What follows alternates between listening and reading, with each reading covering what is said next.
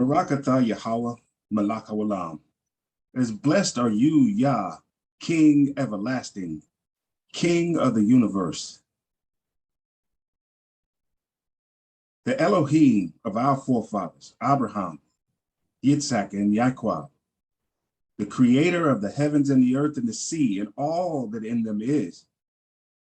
We say Hallel, Yah, Hallelujah. All praise, honor, and esteem is yours, Yah. And we come to you now, Abba Yah, as your humbled servants, your children, seeking your face, Abba Yah, on your set-apart day, this Shabbat. Just asking, Abba Yah, that you please bless us with your Ruach HaKodesh. Lead us in the truth, that we may gain wisdom, knowledge, and understanding, Abba Yah, of who we are and whose we are, and why you set us apart, Abba Yah. We thank you, Abba Yah, Todah Rabah, Abba, for all the blessings seen and unseen, the food, the shelter, the clothing, and all the little comforts, Abba Yah, the air conditioning, electricity, internet, vehicles, all the little comforts, Abba Yah, that we sometimes take for granted. We give you thanks, Todah Rabah, Abba.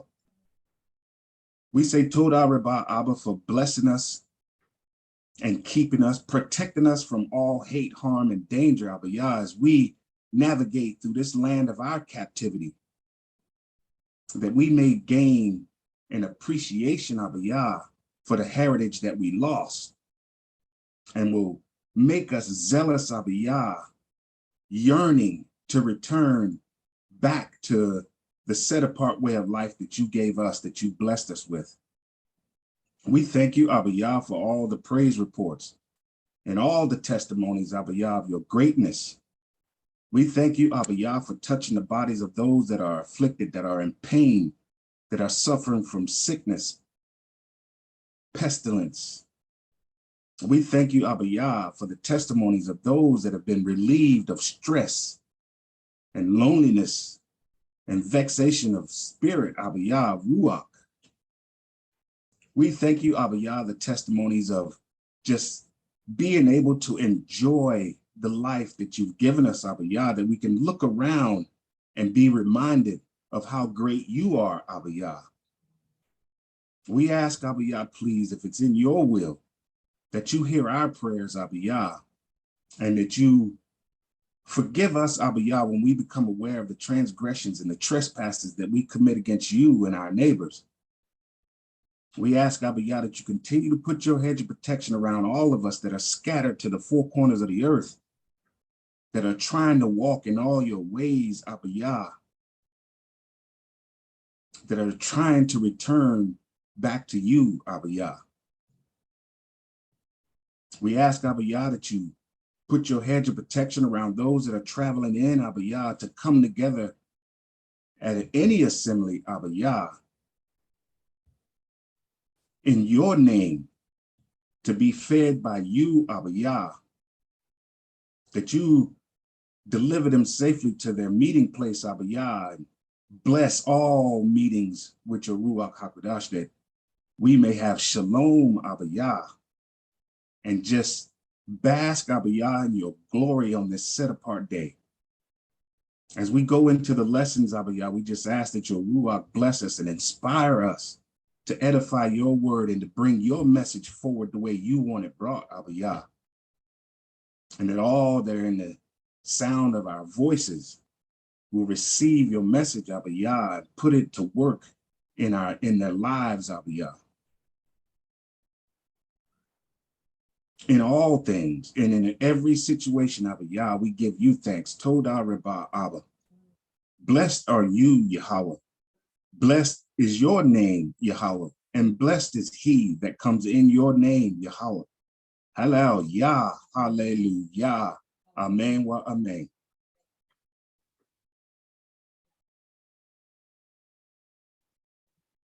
All right, Mishpachah, Shabbat Shalom, Shabbat Shalom. Welcome, everybody. We're getting ready to go into the cultural and language study. We're not going to have the cultural alphabet today. Most High willing, we'll have that next Shabbat. And maybe when you come back on at the 6 o'clock, we might be able to have that cultural alphabet presented. So today, on this Shabbat, I want to kind of walk through what returning to our culture might look like, what it might take to truly be the image and the likeness of our Creator, who set us apart for a purpose. And I want to begin in the beginning, Bereshit. We're going to go to chapter 2. That's Genesis chapter 2, and we're going to start at verse 15. Bereshit, or Genesis chapter 2, and we're going to start at verse 15. And it reads, "And Yah Elohim took the man and put him in the Garden of Eden to dress it and to keep it. And Yah Elohim commanded the man, saying, of every tree of the garden thou mayest freely eat, but of the tree of the knowledge of good and evil thou shalt not eat of it, for in the day that thou eatest thereof thou shalt surely die." And so what I want to focus on here, there's a whole lot in these two verses, but I want to focus in on what the Most High told the man. This is the man's role. This is the man's role. Man was given his role in this verse. He was given a commandment in this verse. And he was told the judgment. And he was told the judgments. He had the commandments and he was given his role. Now let's jump down to verse 18 and continue to read. "And Yah Elohim said, it is not good, it's not tov, it's not functional that the man should be alone. I will make him a helpmeet for him." Verse 19, "And out of the ground Yah Elohim formed every beast of the field and every fowl of the air, and brought them unto Adam to see what he would call them. And whatsoever Adam called every living creature, that was the name thereof." Verse 20, "And Adam gave names to all cattle, and to the fowl of the air, and to every beast of the field. But for Adam there was not found a helpmeet." But for Adam, out of all of that creation, out of all the animals, there was not found a helpmeet. Verse 21, "And Yah Elohim caused a deep sleep to fall upon Adam, and he slept. And he took one of his ribs and closed up the flesh instead thereof. And the rib which Yah Elohim had taken from him made he a woman, and brought her unto the man." Verse 23, "And Adam said, this is now bone of my bones and flesh of my flesh. She shall be called woman, because she was taken out of man." Verse 24, "Therefore shall a man leave his father and his mother, and shall cleave unto his wife, and they shall be one flesh." And they shall be one flesh. So now we see the Most High determined that it wasn't tov, it wasn't good, it wasn't functional for man to be alone. And like out of all that creation that Adam called and named, it just wasn't suitable. None of that was suitable to be his helpmeet. So the Most High decided, he took the woman out of Adam, who he had already set apart. He had already breathed into his nostrils and gave him a set apart, gave him a lifestyle, gave him a set apart life. And then the Most High gave the woman to Adam. She, the woman that the Most High formed, is suitable to be Adam's helpmeet. Now we know the English rendering is rib taken out of Adam. And we've gone over what that represents as it relates to man's purpose.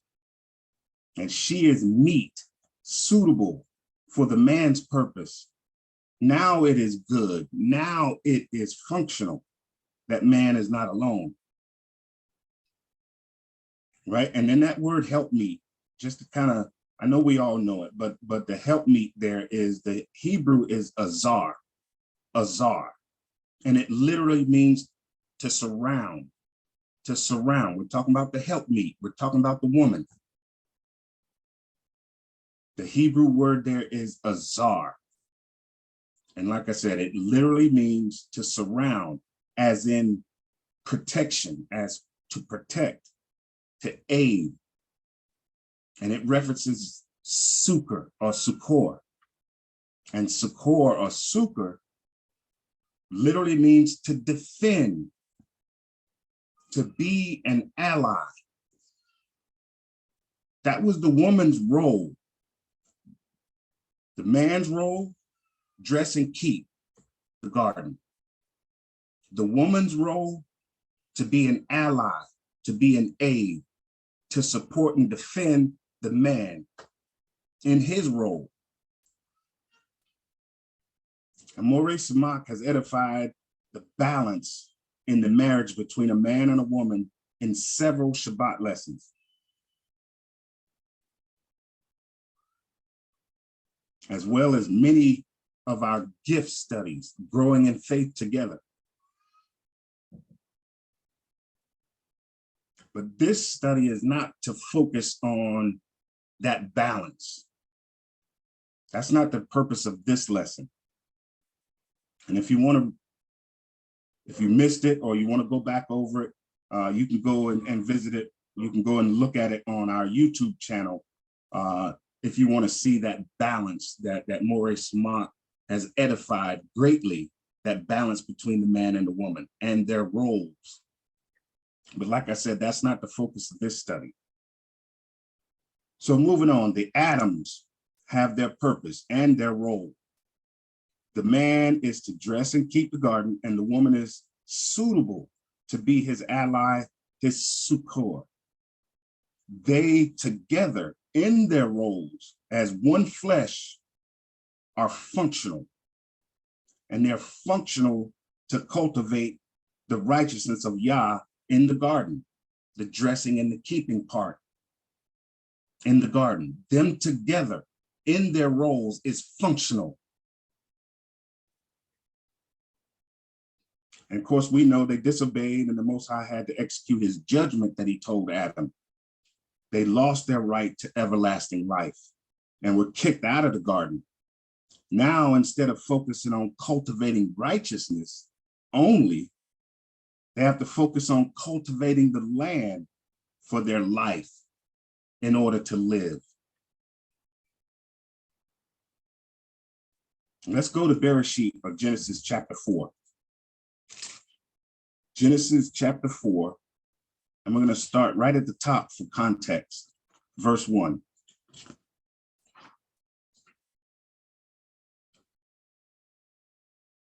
It says, and Adam knew Eve, his wife, and she conceived and bare Cain, and said, I have gotten a man from Yah. Now, just a little background, we skipped a little bit, but now they're out of the garden. They're still in Eden, but they're not in the garden, that began, that set apart place in the garden. Now they're in Eden, and now they have to till the ground. They have to work now. They have to cultivate the land now in order for life. They lost the right to all of that in the garden, which was provided for them. Moving on. And she again bare his brother Abel. And Abel was a keeper of sheep, but Cain was a tiller of the ground. And in the process of time, it came to pass that Cain brought of the fruit of the ground an offering unto Yah. Verse 4, and Abel, he also brought of the firstlings of his flock and the fat thereof. And Yah had respect unto Abel and to his offering, but unto Cain and to his offering he had not respect. And Cain was very wroth, and his countenance fell.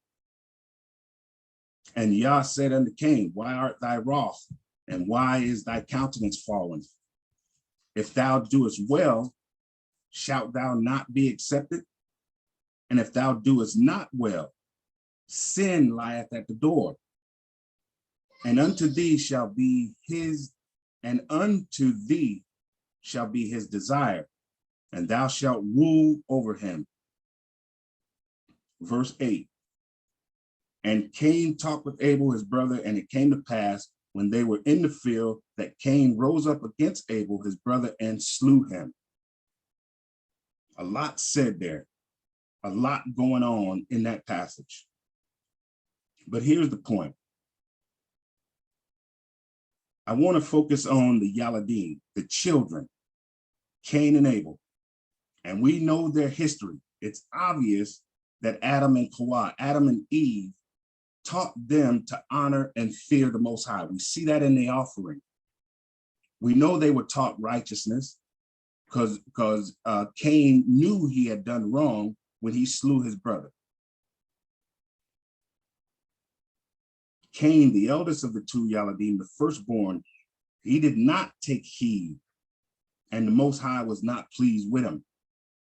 Abel, the younger of the two, the secondborn, we can see that he took heed, and the Most High was pleased with him. And when I say take heed of all that was being passed down to them from Adam and Eve, they took heed to it.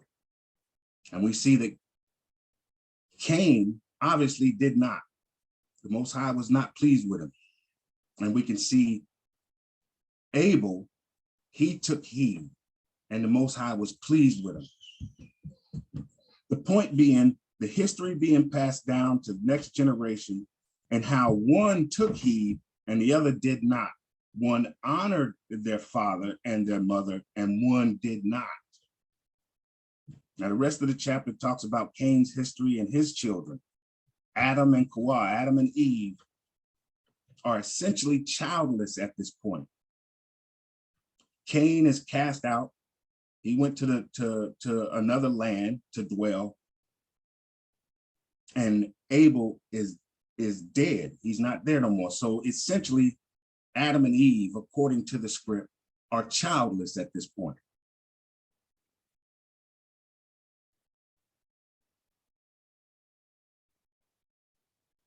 And for a time, we see in the scripture that the name of Yah was not called upon. Now let's go down to verse 25, same chapter. Let's go down to verse 25.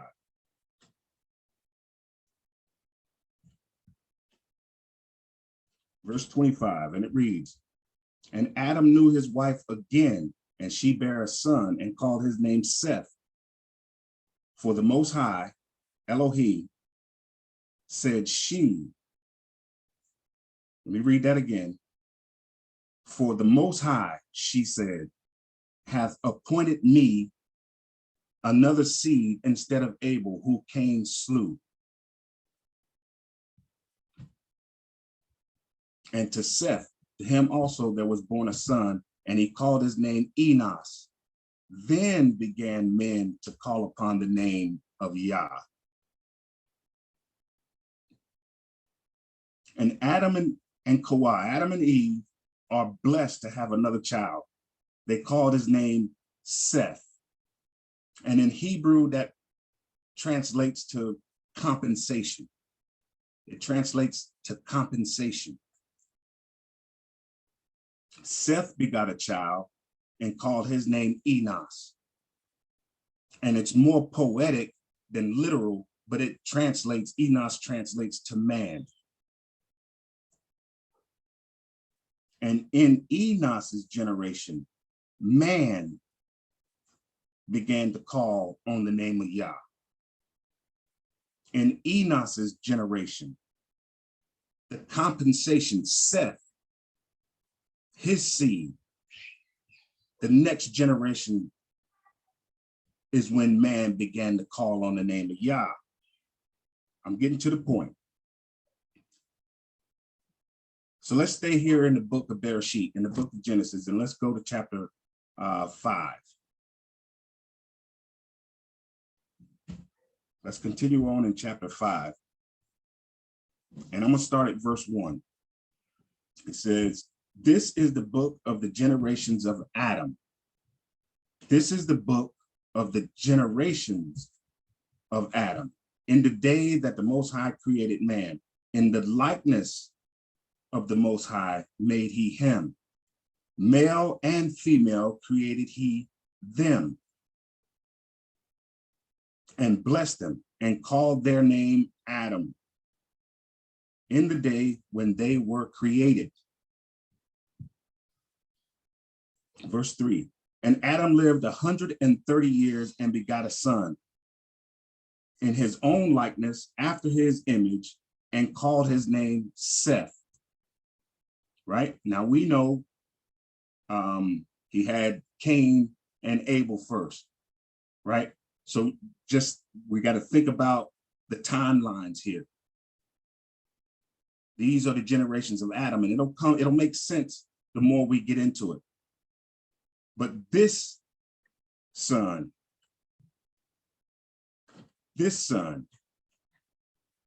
he called Seth. And the days of Adam, after, we're in verse 4, and the days of Adam after he had begotten Seth was 800 years, and he begot sons and daughters.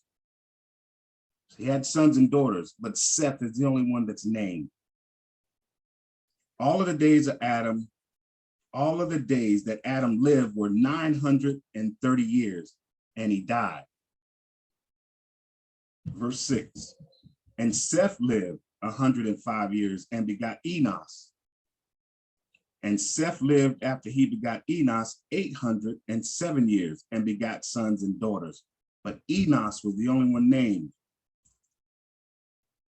Verse 8, and all the days of Seth were 912 years, and he died. And Enos lived 90 years and begot Canaan. And Enos lived after he begot Canaan 815 years and begot sons and daughters. But Enos was the only one named. Verse 11, and all the days of Enos were 905 years, and he died.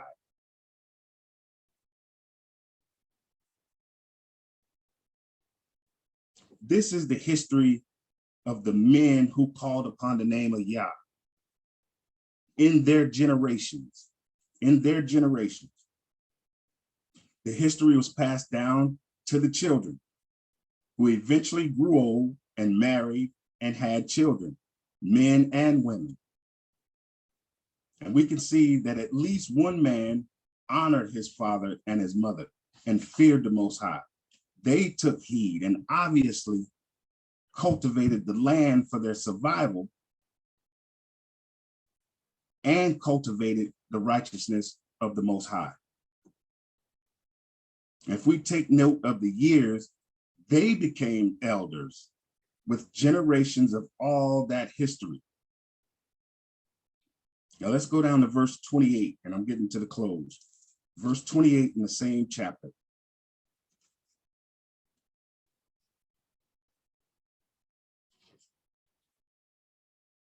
Verse 28. And it reads, and Lamech lived 182 years and begot a son. And he called his name Noah, or Noah, saying, this same shall comfort us concerning our work and toil of our hands, because of the ground which Yah hath cursed. And we know about that from Adam and Eve. Verse 30. And Lamech lived after he begot Noah 595 years and begot sons and daughters. But Noah was only one name. And all the days of Lamech were 770 and 7 years, and he died.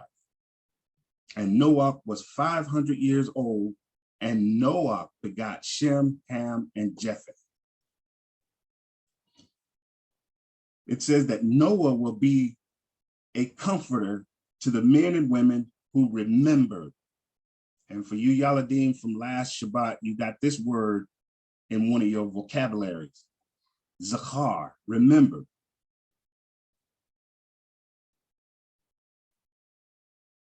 Noah will be a comforter to the men and women who remember, Zachar, what was passed down from generation to generation, and who cherished and guarded the history, and who called on the name of Yah.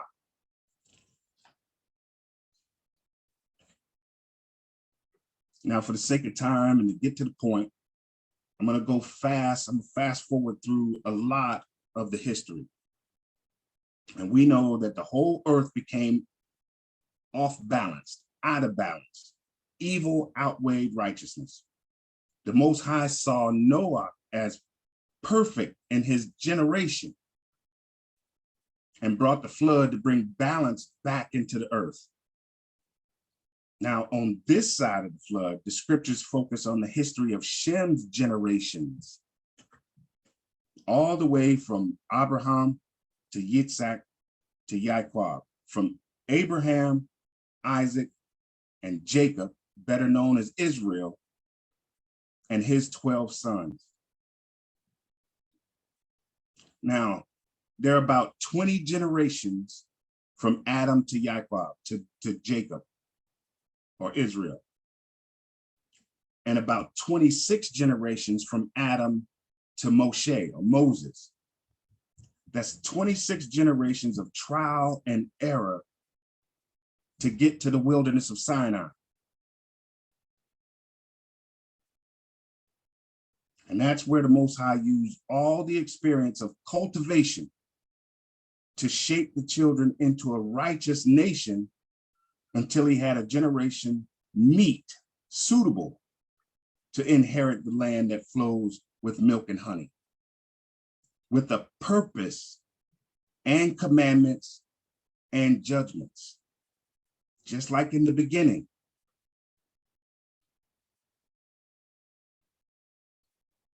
Now, in closing, if we are truly seeking the paths of old, the ancient paths that lead back to our Garden of Eden, our Began, the secluded place in paradise, which is our salvation, our rest.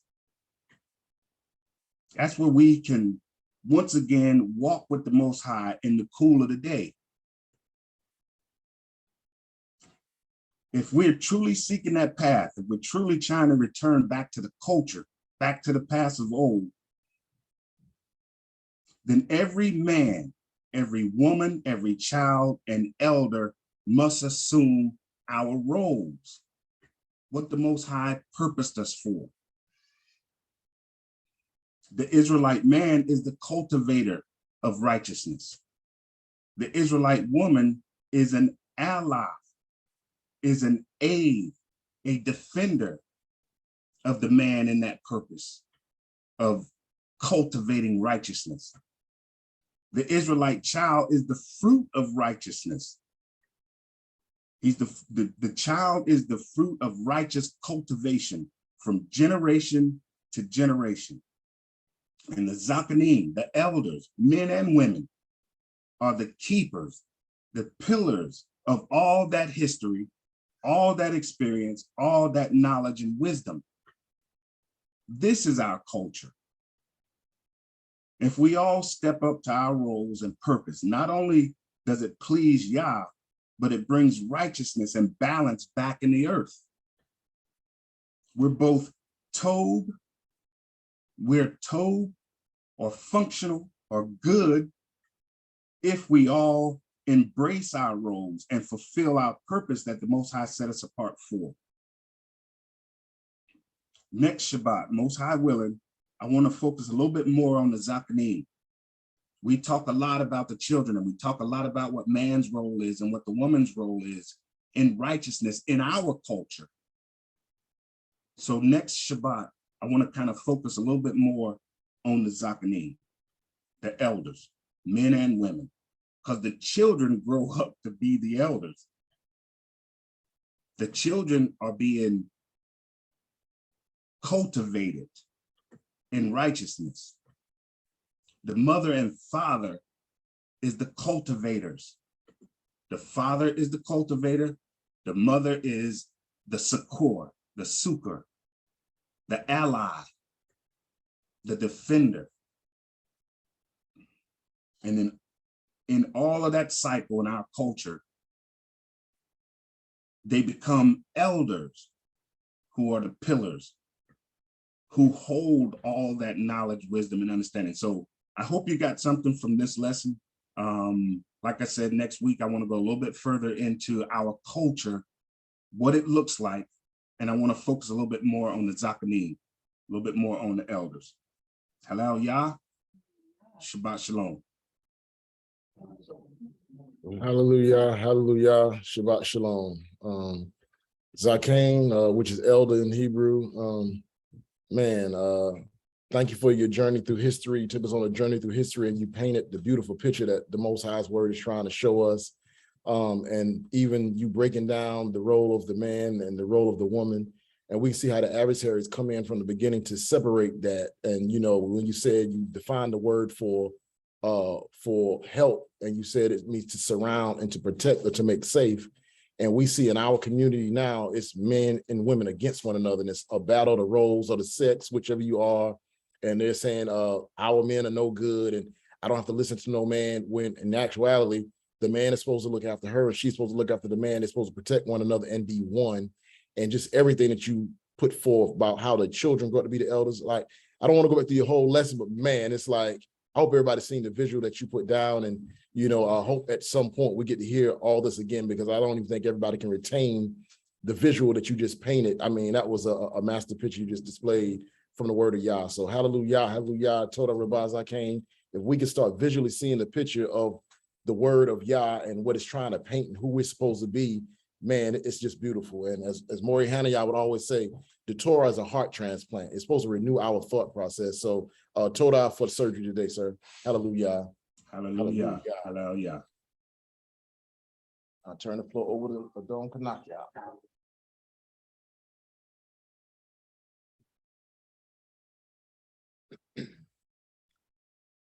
All right, Shabbat Shalom. All right, as usual, we'll read a few scriptures and then we'll get to the close at the end. Let's first start at Romans chapter 12.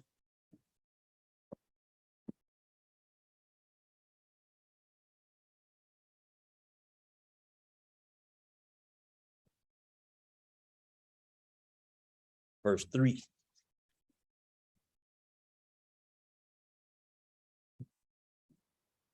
Sleek Adon, can you say again the reference, the chapter and verse? Romans 12, verse 3. Toda.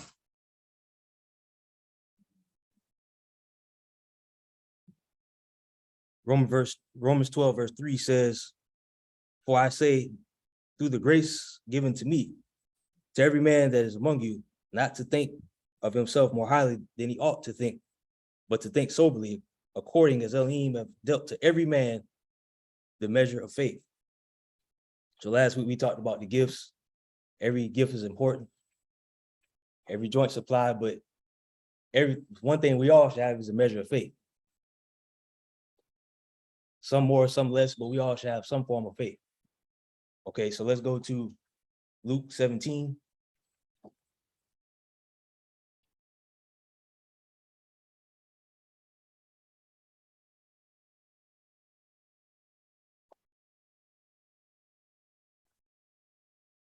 Luke 17, verse 5 and 6.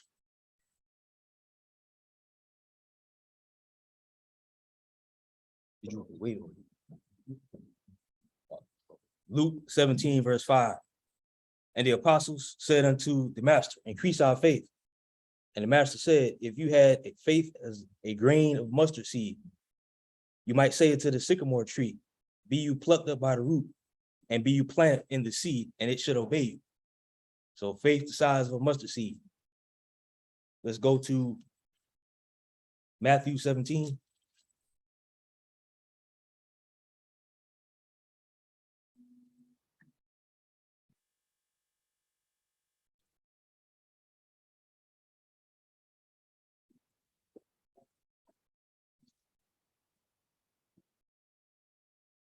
Matthew 17, starting at verse 14.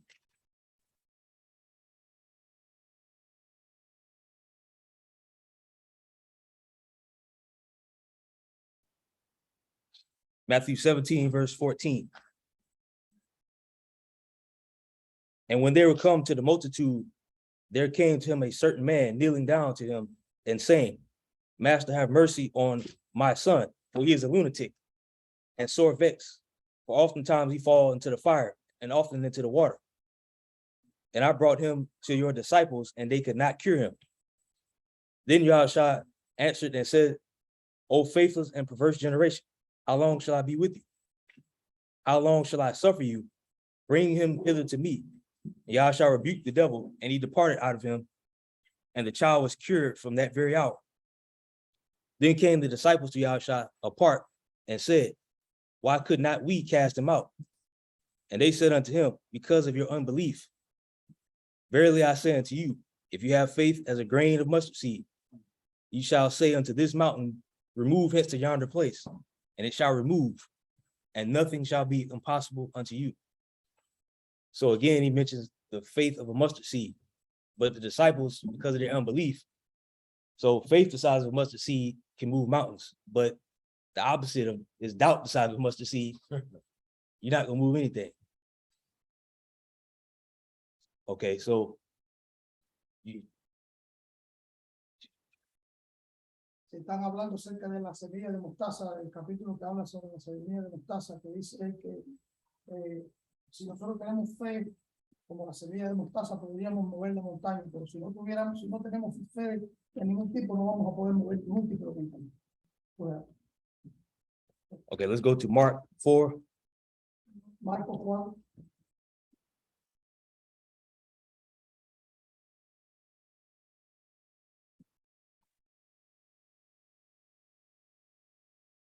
Mark 4, verse 30. 4, versículo 30.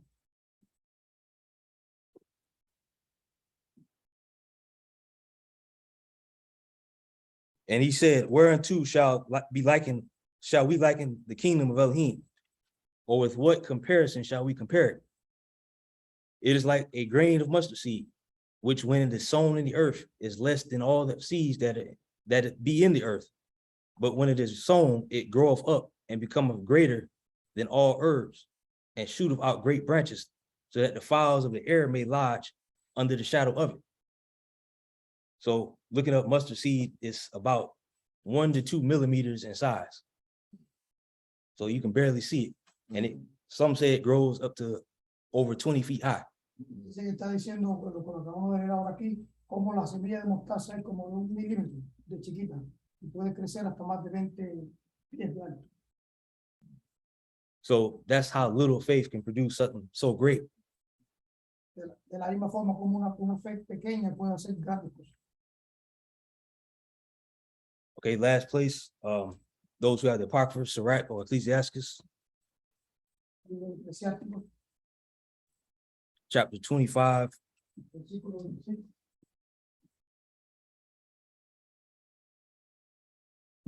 Ecclesiasticus 25. verse 12.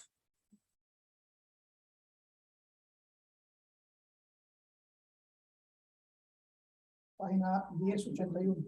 Which chapter you saying? 25, verse 12. Excuse me, what book was that? Samak or Ecclesiasticus in the Apocrypha, 25, verse 12.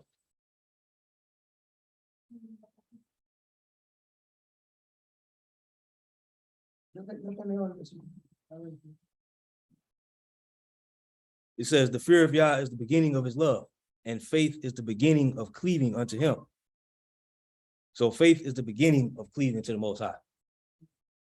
el versículo dice, el temor de Yahuwah es el comienzo de su amor y la fe es el inicio para unirse a él. Bueno, So in summary, as it says, we all have a measure of faith. And all you need is a mustard seed size of faith. dice que la conclusión de todo es que no solamente se necesita solamente la fe del tamaño de un granito de mostaza, And faith is the beginning of cleaving to the Most High. y que la fe es el comienzo de unirse al Padre, para unirse al Padre. Again, it's only 1 to 2 millimeters in size, but it grows up to over 20 feet high. Como dice que de 1 milímetro que medía que puede crecer hasta 20 pies de alto. So we all have a measure of faith. Let us exercise our faith. Dice, todos tenemos una medida en la fe, así que vamos a ejercitar esa medida, esa fe. Shabbat shalom. Hallelujah. Hallelujah. Hallelujah. That was a great message, Adon. Great message.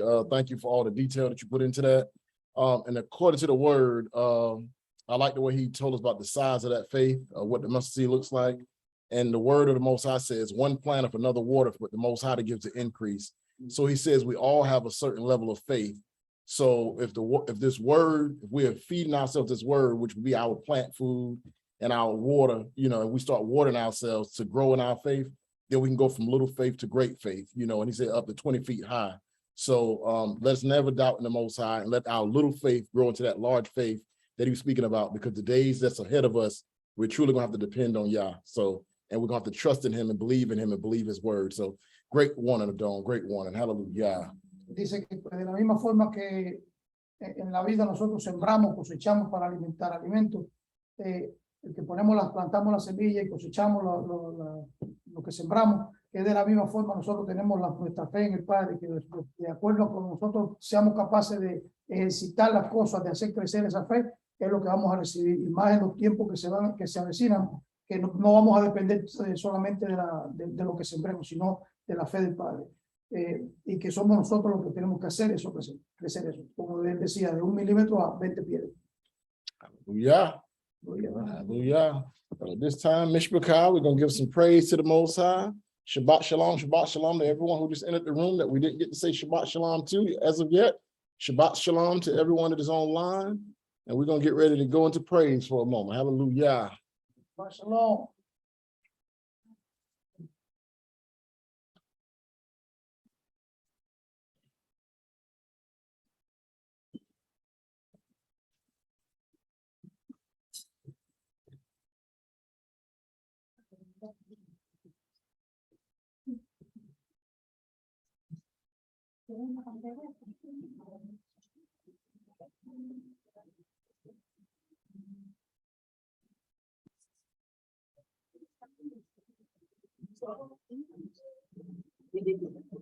Man, all right, smoke this off of that.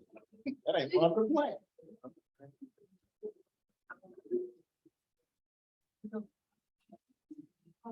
Hallelujah. Yeah. I got it in my sheet, but once you ask them. Hallelujah. Hallelujah. They're asking me to start off with praise today. That's not how it normally goes. I'll go ahead and try. What a wonderful thing y'all do for me. What a wonderful thing y'all do for me. What a wonderful thing y'all do for you. What a wonderful thing y'all do for you. What a wonderful thing y'all do for me. What a wonderful thing y'all do for me. What a wonderful thing y'all do for you. What a wonderful thing y'all do for He you. gives me love. He gives me love. He gives me peace. He gives me peace. He gives me joy. He gives me joy. He gives me Everything. what a wonderful thing y'all do for me. What a wonderful thing y'all do for me. What a wonderful thing y'all do for you. What a wonderful thing y'all do for me. What a wonderful thing y'all do for me. What a wonderful thing y'all do for you. What a wonderful thing y'all do for you. He gives me love. He gives me peace. He gives me joy. Give thanks to man. Give thanks to man.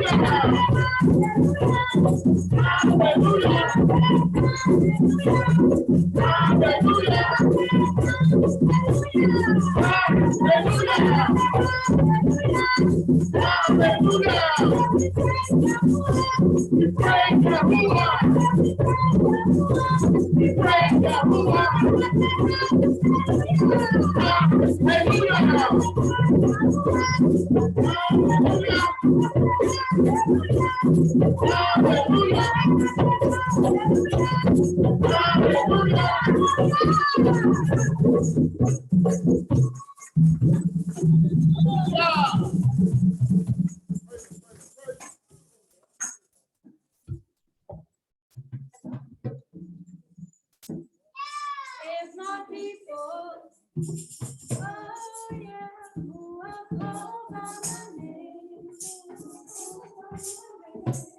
will humble themselves and pray, and turn from their wicked ways. He said he would hear from heaven. He would hear from heaven. He would hear from heaven.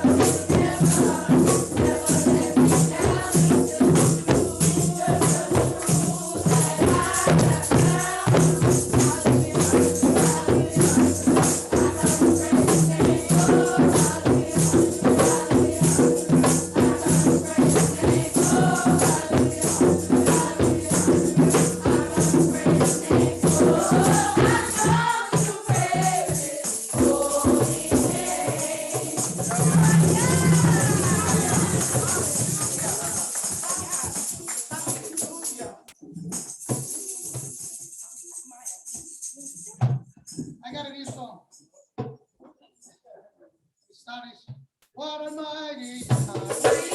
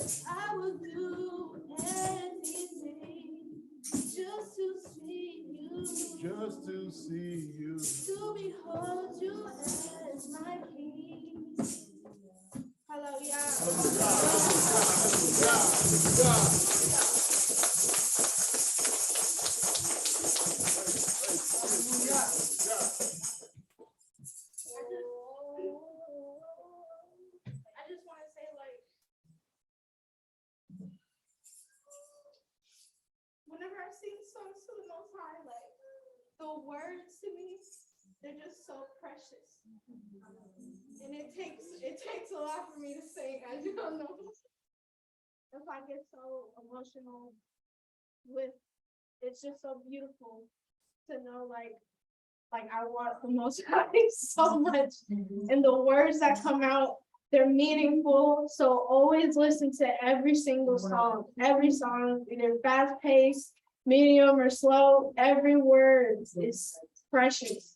And every word that you dedicate to the Most High is so important. So always sing and always praise the Most High with your whole heart. Don't ever do it half anything, because the Most High does not take half. So always praise the Most High as hard as you can, whenever you can. Okay, so that's all I want to.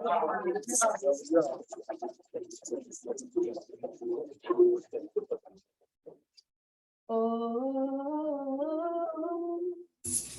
my God is so.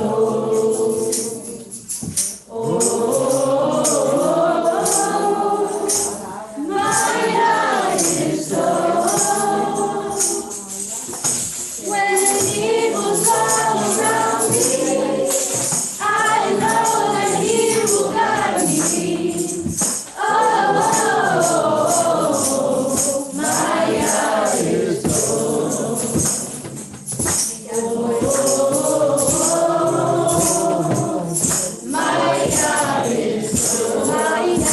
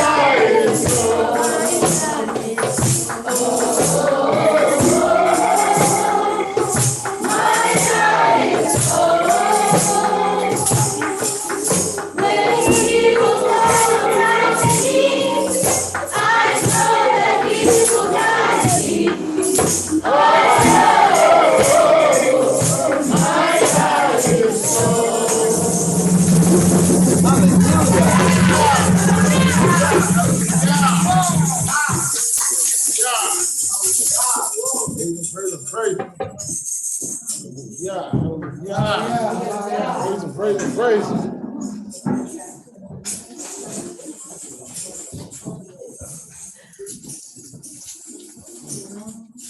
Yeah.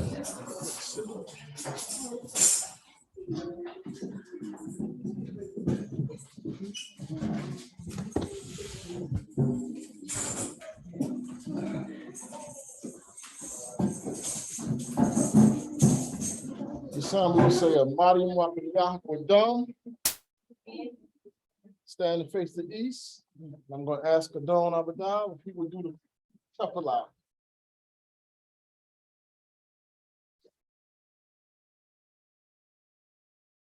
Shema Israel. Shema Israel. Shema Israel. Yahuwah Eloheinu. Yahuwah Echad. Escucha Israel. Yahuwah, tú es tu Elohim. Yahuwah uno es. Listen, Israel. Yahuwah Eloheinu. Yahuwah tu Elohim. Yahuwah all Elohim. Is Echad, is one. Wahabata et Yahuwah Elohim. Llamarás a Yahuwah tu Elohim. You shall love Yahuwah, you Elohim.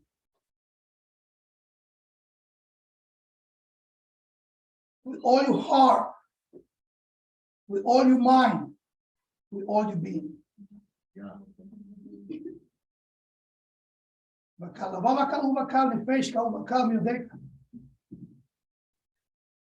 Abba, our Father, nuestro Padre, help us today to open our heart, our mind, our soul, being, to fulfill ourselves only with you, Abba. Abre nuestro corazón, nuestra mente y nuestra alma para solamente ser llenado de ti, Padre. Toca nuestro corazón, toca nuestros pensamientos, touch our mind, touch our thoughts, the way we think, the way we have the perspective to receive things.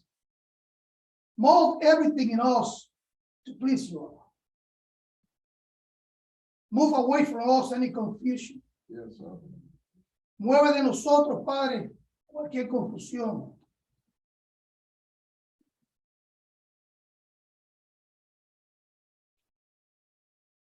Y te pido, Abba, de todo corazón, en esta hora, por cada una de nuestras familias, Padre. We ask you this time, Abba Yahuwah, for every single person in our family. We ask you help us, if it's your will, not to speak in parable to them. Please, Abba Yahuwah. The same way we love you, Abba. You know we love our fathers, mothers, children, families, Yes. all members of the family, Yes, sir. or grandpas, grandmas.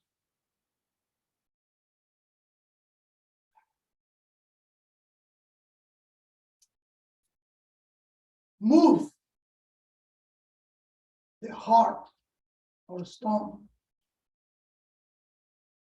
That part in us that don't please you. Mueve de nosotros ese corazón de piedra, Padre, que hay en nosotros. Esa parte en nosotros que no te agrada, Padre.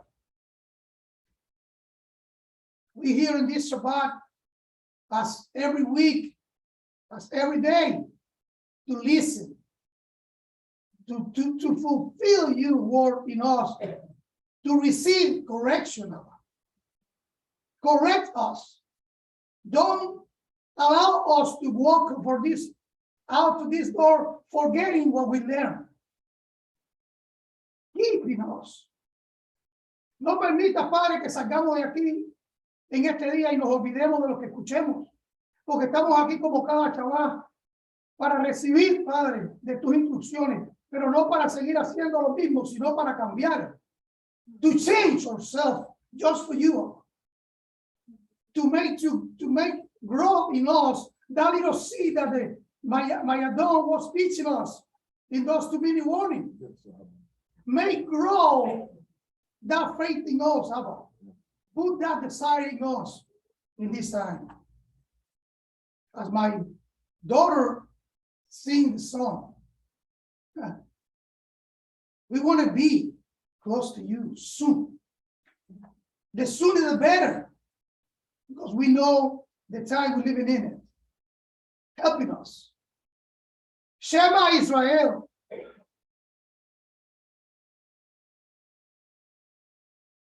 Without Yah, you can do anything. Without Yah, you can do everything. Abba Yah, touch every heart, every soul in this moment with your Ruach HaKodesh. Another way, everything we listen today is to please ourselves just for you. Okay? The same position of the faith. Everybody have different faith, different size of the faith. Because you don't give that for measurement. Help us to grow in that. Like that, as one, as two people. Not because you better or we better, not because we are special. No, because you choose us. And that's enough. That's the way we find grace in your eyes. Because you helping us to walk through this journey for a reason. You are Elohim of reasons. Elohim of things that being established and nobody can remove. You are Elohim of promise that you will fulfill. Toda Rabbah Abba Yah, because you are Elohim.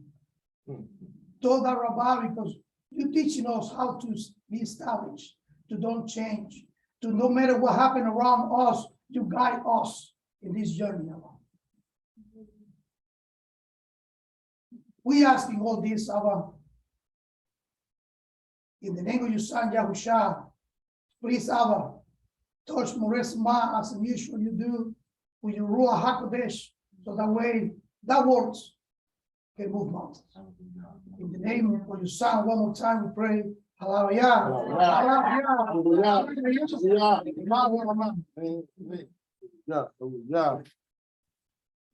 Reading of the mitzvot or the reading of the commandments by Adon Chanakyah.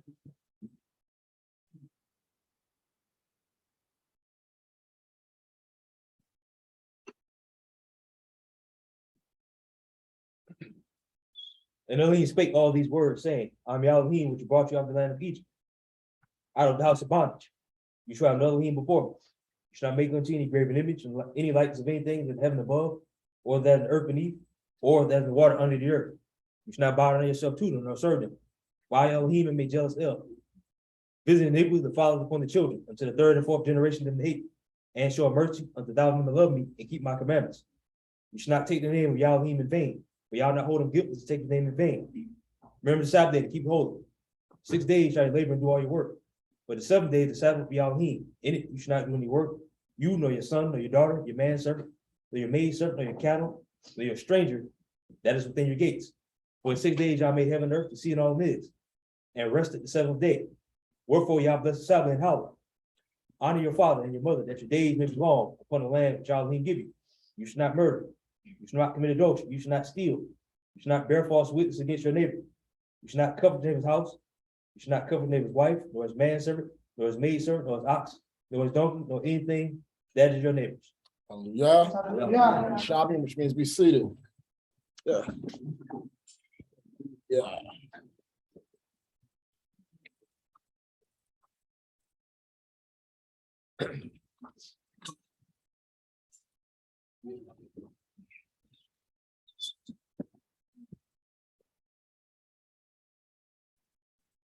All right, Shabbat Shalom, Shabbat Shalom. Once again, Mishpachah, Shabbat Shalom. Give all praise, honor, and esteem to the Most High Yah. Told Yah for the Shabbat day. Told her about it. We were able to gather together as a Mishpachah. Praise Yah. Bear with me one moment.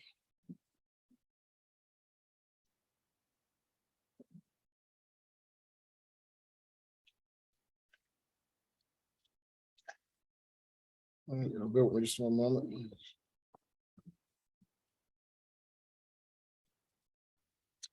All right, Mishpachah.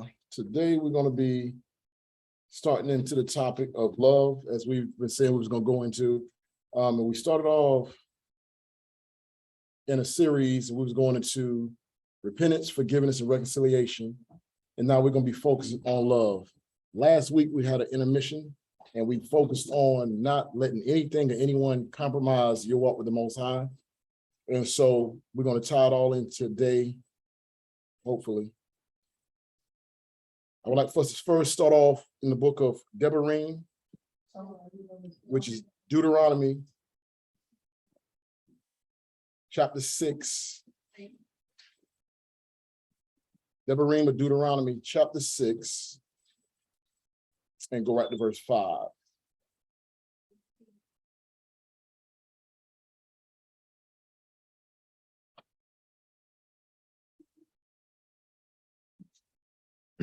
Devarim, Deuteronomy 6, verse 5. And you shall love Elohim with all your heart, all your soul, and with all your might. And these words which I command you. Read that one again. And you shall love Elohim with all your heart, with all your soul, and with all your might. Okay, so this is something that we read pretty much every Shabbat, or we read a portion of the Shema, right? Esto es algo que nosotros hablamos o decimos cada Shabbat en lo que es el Shema. And the Shema says, "Hear, O Israel, Yah our Elohim, Yah is Echad, or Yah is one." Read verse 5 again, Adon. And you shall love Elohim with all your heart, with all your soul, and with all your might. And you should love Yah, your Elohim, or your God, with all your soul, with all your might. We just heard Hannah when she was trying to praise, and sometimes she gets emotional when she prays, and she just explained the reason why, because the words of the songs, she's trying to do it from the heart. She says, anytime that we are praising the Most High, we should do it from our heart. And with what of our heart did she just say? All of our heart, not a portion of your heart. When we're giving thanks to the Most High, we want to thank him with all of our heart, not with them, oh, thank you, Father. Oh, thank you, Father. That's what the Most High's word to us, just that little simple thank you. But when we praise him, we should praise him with our whole heart. When we love him, we should love him with what? With all of our being. The fact that we woke up this morning is because Yah loves us. Yeah. He created us and he provides for us all that we have need of. He's even given us his word, his law, statutes, commandments to protect us from going down the path of destruction because he loves us. Una de las razones por las que el Padre nos da los mandamientos era para protegernos nosotros y apartarnos del camino de la destrucción. Es lo que estaba hablando acerca de cómo Ana María estaba diciendo que cuando uno alaba al Padre, lo alaba con todo el corazón, no con la mitad. Que una de las razones que nosotros debemos de estar agradecidos es solamente por despertar, por estar despiertos, por haber despertado el día de hoy, porque es una seña de gracias que recibimos de parte del Padre. Es una oportunidad nueva que el Padre nos da cada día, nada más que por estar aquí sentados. Y una de las cosas que nosotros tenemos que entender es la parte del versículo 5 de Deuteronomy que dice: amarás a Yahuwah tu Elohim con todo tu corazón, con toda tu alma y con toda tu fuerza. No dice con una parte, dice con todo. Es todo tu ser. Go ahead. Hallelujah. Hallelujah. Let's move forward to the book of Vayikra of Leviticus, Libro de Levítico, chapter 19 and verse 8. 19, 8. Vayikra 19 and 8.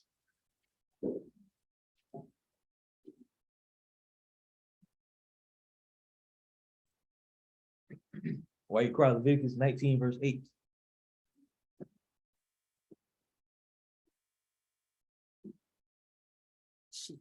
Shliga.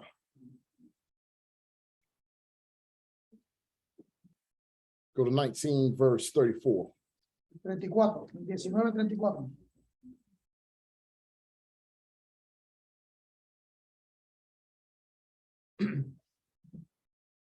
But the stranger that dwelleth with you shall be as one born amongst you, and you shall love him as yourself, for you were strangers in the land of Egypt. I'm Yahweh.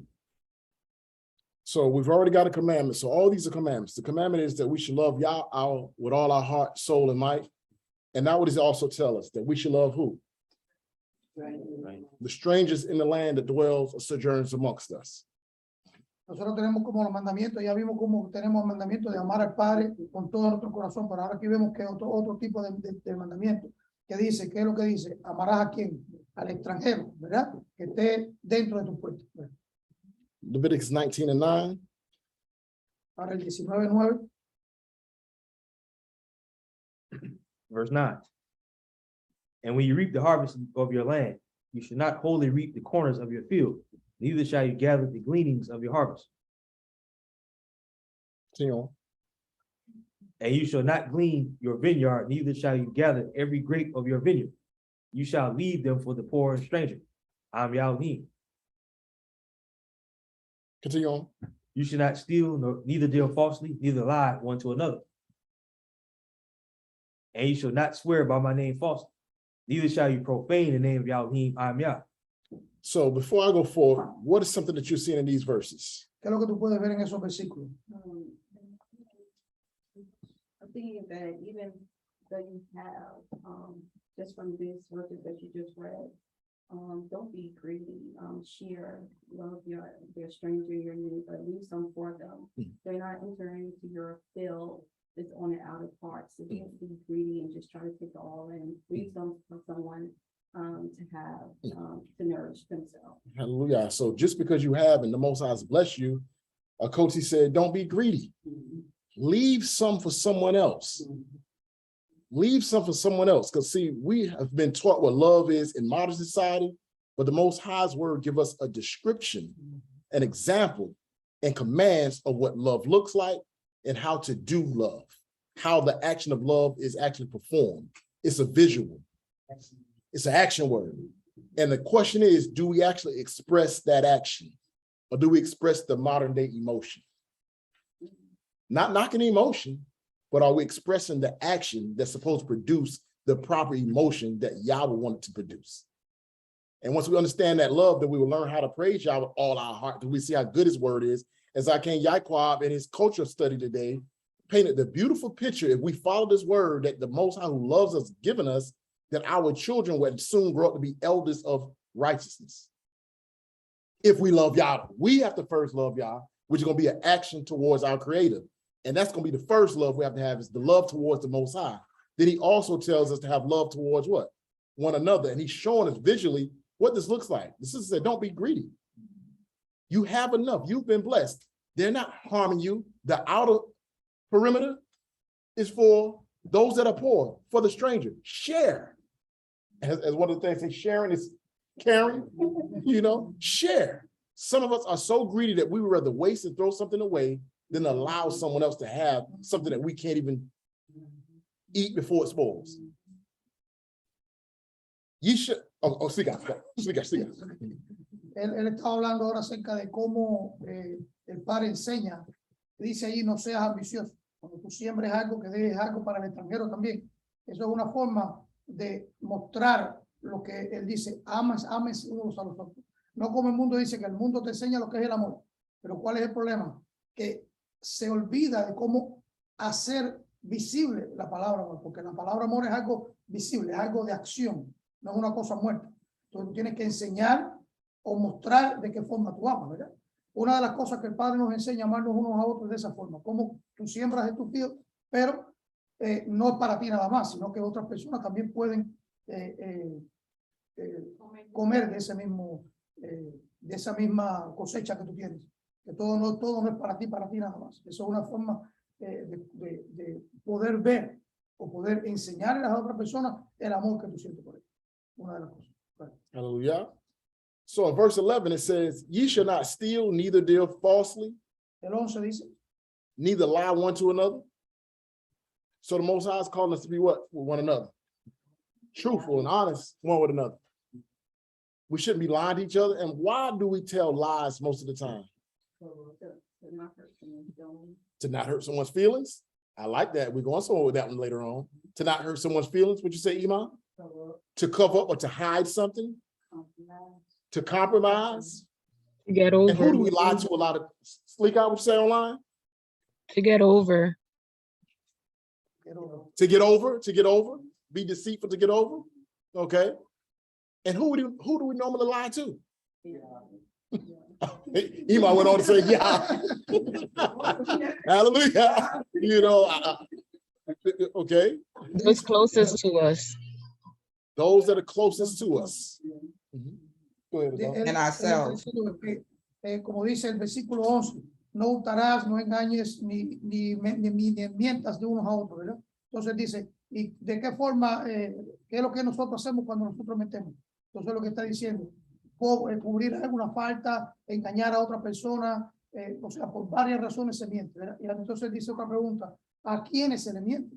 Entonces a la familia, a un amigo, o a quienes otra persona, dice, la misma decía, al padre, se le miente a él. Bueno. Hallelujah. So I want to, before going forward, I just want to define the word for love in Hebrew. Él va a ir a la definición de la palabra amor en hebreo. And it is the word come from the root H157, which is spelled Aleph Hey Bet, which is Ahab. Aleph Hey Bet, which is Ahab. La palabra en hebreo es ahab. Eso es lo que quiere decir amor en hebreo.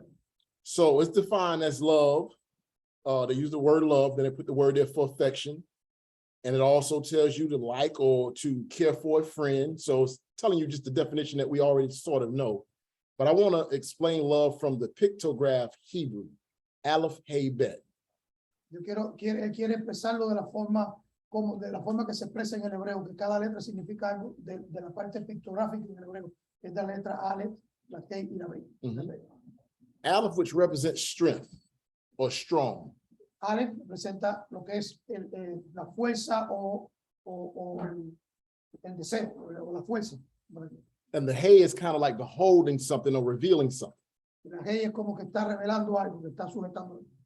And the Bet represents the home or within the house or within.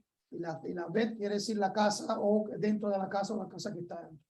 So love is strength revealed where? Eso lo que quiere decir que el amor es algo revelado donde. Within Adentro. you and should be within your home. Dentro de ti y dentro de tu casa. So it has to start with you, Tiene que empezar por ti. within you. Dentro de ti. Then a mishpachah of family Después a la familia. will make up a what? ¿No hace qué? A home. Una casa. And everyone within the home should know how to express the strength within them. Y que todas las personas de la casa deben de expresar el amor que tienen dentro. And our extended mishpachah family is also our what?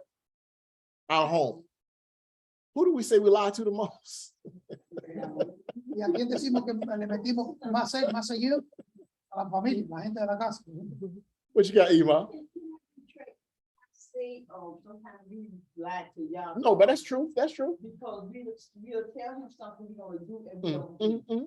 So we do lie to That's the you ain't have to change it. Ema, you was 100% right. We lie to y'all. You ain't got to switch it up. You on point. He is the father.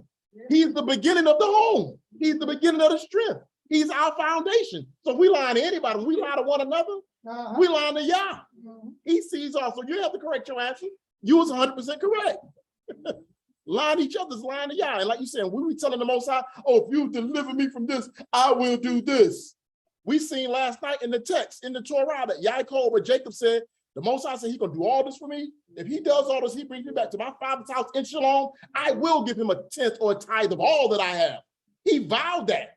He didn't lie. But what we say sometimes is, Most High give me this job. I'ma serve him. If the Most High free me from prison, I'll never do any more crime. And have you heard the term repeat a career criminal? Yeah. Most criminals that have been inside say when we get outside, what I'm not going to do if you deliver me, and get right out and get with the same crowd and do the same thing over because they don't have the love of Yah, they have the love of man, right? Él está diciendo como la forma de la mentira. Dice que una de las cosas la principal persona que se engaña es al padre. Porque una de las cosas que siempre decimos es, el preso dice, padre, si tú me sacas de aquí, yo más nunca vuelvo a hacer lo mismo. Y vuelve a caer en lo mismo. Entonces, la palabra de la persona no vale, no tiene ese peso. Entonces, no como Jacob, que él prometió, hizo un pacto y cumplió lo que iba a hacer. Y por eso fue prosperado en todas las cosas. Entonces, ¿qué es lo que pasa? Que nosotros por las mentiras, eso es lo que hacemos. En el momento pedimos y después que nos olvidamos de las cosas.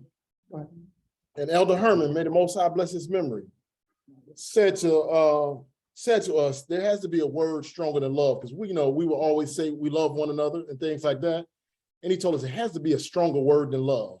And so we started saying ahabatah, because from the Hebraic mindset of what love actually is in that action, instead of just saying I love you, ahabatah. You know what I'm saying? With the understanding of the action of love, meaning what? Love is strength revealed within. What is something that's revealed? Something that you can what? Something you can see, feel, or witness. So if I say I love you and I steal from you, if I say I love you, y'all get ready for this, and I lie to you,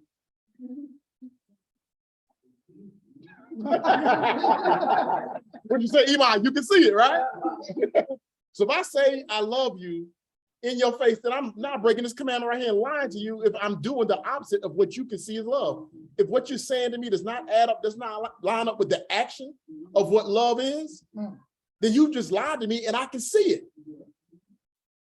Decía, teníamos el de Herman, decía que tenía que haber alguna palabra más fuerte que amor. O sea, que tuviera más peso. Y por eso es que dice que nosotros empezamos a usarla en vez de decir te amo, habatá. O sea, pero con la visión y el entendimiento del hebreo, que es algo que empieza adentro, que se revela en la casa. Es decir, algo que tú puedes ver en mí, algo que nosotros podemos ver entre uno y otro. Pero ¿qué es lo que pasa? Cuando viene, yo no te puedo decir habatá y te estoy mintiéndote. Estar tratando, engañándote, haciéndote cosas que en realidad no es amor. Pero eso es lo que nosotros hacemos. El significado de la palabra amor no es vano. Porque como mismo decimos te amo, traicionamos o mentimos o engañamos. O sea, esa es muy diferente cuando tú lo dices en la perspectiva hebrea y entiendes lo que está diciendo. Bueno. Hallelujah. Vaya. So we come up in a society and a culture that's not our own. And we've learned traditions, customs that's not our own. And when we're returning back to the culture and the heritage that the Most High called us to, who we are actually supposed to be originally from, we have to strip ourselves of behaviors and things that we've learned. Cuando nosotros venimos, tenemos que entender que nosotros hemos sido criados en una cultura que no es la nuestra. We have to circumcise our hearts. Una cultura que hemos recibido de otra cultura. Entonces, ¿cuál es el problema? Que cuando venimos a esto tenemos que arrancarnos todas las cosas que no están de acuerdo con lo que en realidad es, y tenemos que circuncidar nuestro corazón. Y'all know I'm kind of graphic when I teach. Please don't anyone take offense. Don't throw no books, no shoes, no pocketbooks up there at me. Let me translate that, please. Dice que él sabe, ustedes saben, nosotros sabemos cuán gráfico él es cuando dice va a decir las cosas. Que no tiene ningún libro, no tiene ningún zapato, que no tiene nada. You say now. All right. Yes, sir. Word, love is the single most used word to hurt you and to use to lie to you.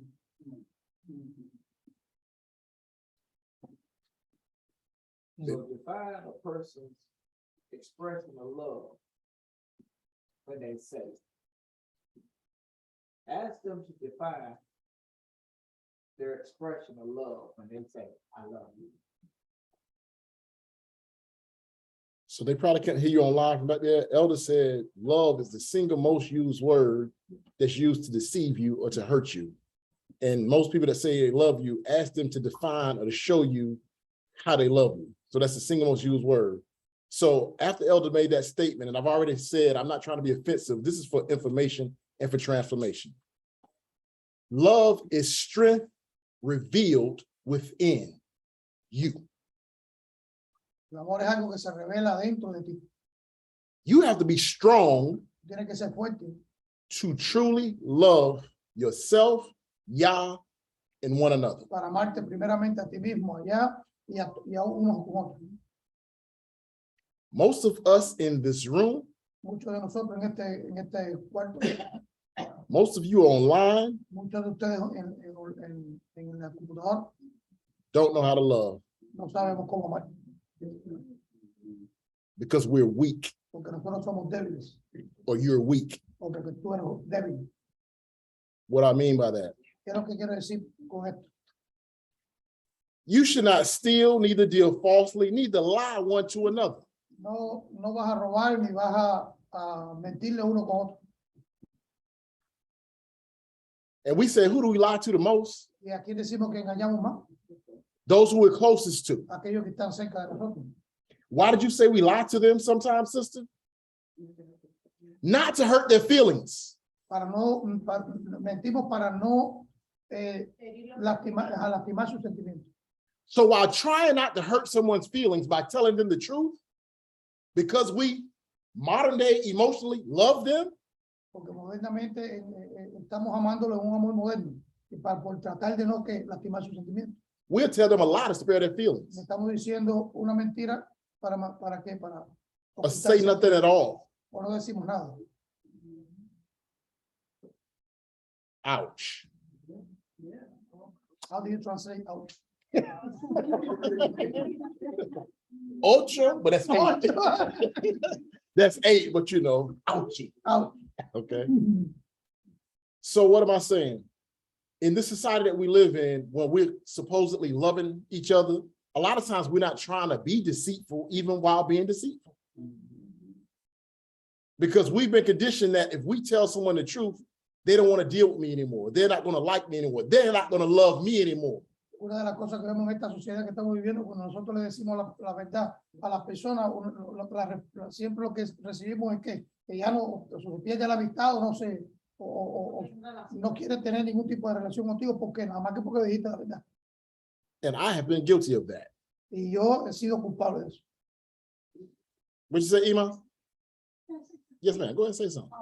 A lot of times I think sometimes people say that I'm mean Mhm. because I tell them the truth. Mhm. Muchas Yes, veces. that goes back to the culture portion. That goes back to the culture portion. Elders said that the children, the parents should be raising the children because at one point the children will grow up to be elders.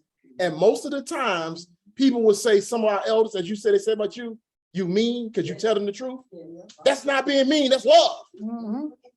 And that's what's going on with me now. Mhm. You know, security guard told another security guard that I was. Don't worry about the whole story. I get it. Let's stay to the topic. You're on point. You're not mean. You're not mean. That's how we're defined. So the Zacchaean culture study is showing that the elder is it's a responsibility for an elder to speak truth. Dice que hay una responsabilidad que tienen las personas mayores por decir la verdad. Tienen que decir la verdad, sino que van a enseñar a los muchachos. ¿Decir la mentira también? And it's a responsibility for all of us in this room to speak truth. Es una responsabilidad entre todos nosotros de decir la verdad. Elder Willie, bless our elder, El de Will. was short, to the point, very direct. I 10 by 10. If you're not here, I'm leaving you. You better be present. He was very direct. But he just told you what was on his mind, how he felt. It didn't mean he didn't love you. He didn't do anything for you, but he was going to tell you about yourself. That's love, because if he who was 80 years old is telling us who is 20 years old, 30 years old about ourselves, he didn't get that age from not listening to some adults and for being trained up.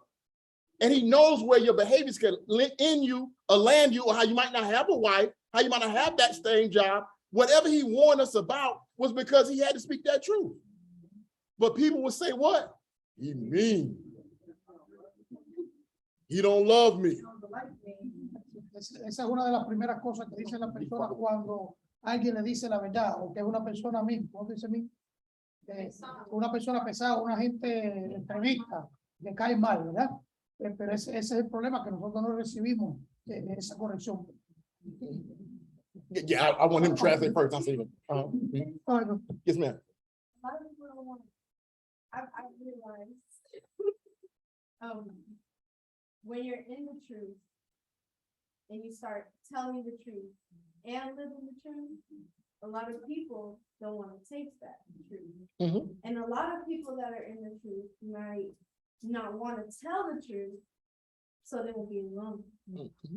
Because in this world, I've learned from school and etc. You're gonna be alone. How the world says alone, but really you're not alone. But physically, you're not gonna have, like, people aren't interested in the Most High. People don't care what you have to say. People don't want to hear the truth. So to have that, like, friends, I guess, many think, oh, I'm just gonna comply to what they are doing, just not say anything, you know, to have friends. You know what I mean? So people conform for the sake of wanting to love, and they don't want the truth. So Rose, if you would, I'm gonna come back to you in just a moment. So keep your hand up. I'm gonna come to you in a moment, but remember your statement. So everything that y'all said, you know, y'all understand this visual that I'm trying to give. Whenever you tell someone the truth, they can't take that. And one thing that me and Moreh has experienced through years is not always being on the well-liked committee because of right ruling. If we tell someone something about themselves, if we make a right ruling, then others that do not yet understand the love of Elohim and what it actually looks like, make us out to be the wicked, mean, hateful Morehs. Because how we say things, how we're direct with things, but not understanding he'll give you the shirt off his back. I'll give you the shirt off my back. But I must tell you the truth. That's a level we have to grow to, because in Ezekiel 33rd chapter, it tells you, you must warn people of their sins and their transgressions. That's love. But we have been lying because of the fear of losing friendships, brotherhoods, and sisterhoods. Dice que una de las cosas que te dicen en Ezequiel 33, que dice que cuando estás en la obligación de decirle, de exhortar a la persona cuando están haciendo algo mal, ¿verdad? Y una de las cosas que dice es que él ha hecho muchas cosas mal. ¿Por qué? Porque por no perder las personas a veces como que oculta algo, por tal de no herir los sentimientos, por tal de que no diga que eres una mala persona o que es una persona pesada. O sea, siempre tratando de buscar una balanza en las cosas que están mal, cuando está mal hecho. Coach Rose. Shabbat Shalom, everyone. I just wanted to say, like, for me, that's actually hate, because if I know that if we're going down the street and if you make a right, there's a ditch there, but I love you so much, and I know that you don't really like making right turns, you prefer going straight or making a left, and I don't tell you that there's a ditch there because I didn't want to upset you, and you fall into that ditch, then I don't really love you. In fact, I hate you, and I just placed a judgment upon you for destruction. I yield.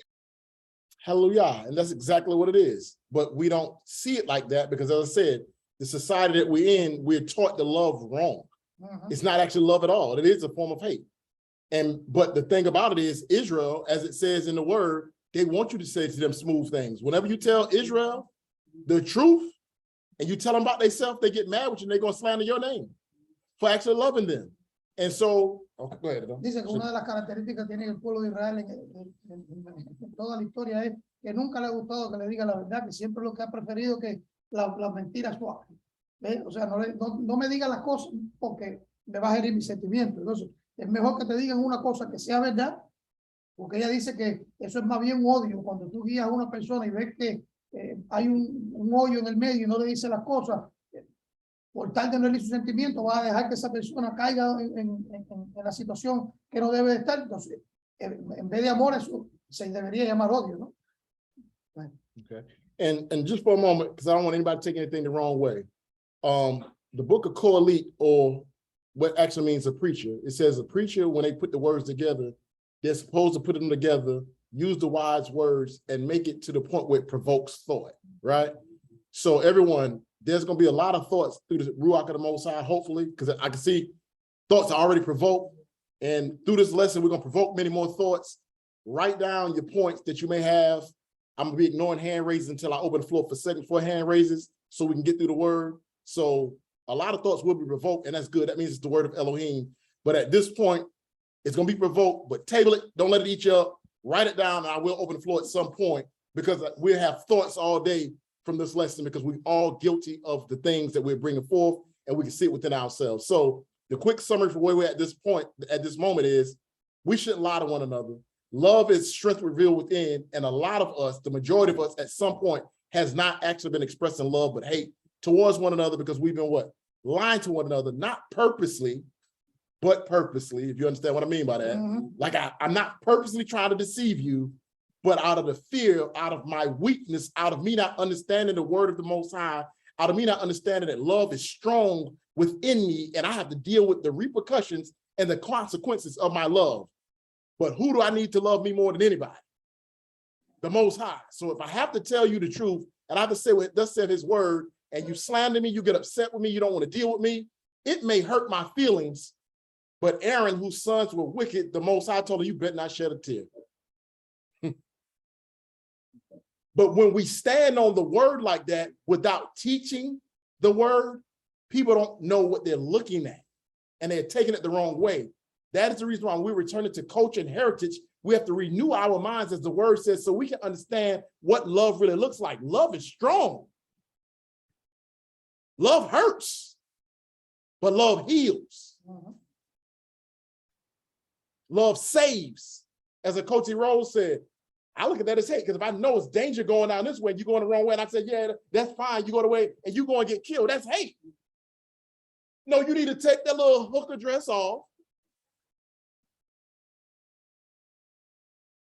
You need to put your shirt on, bro, and take them Speedos off.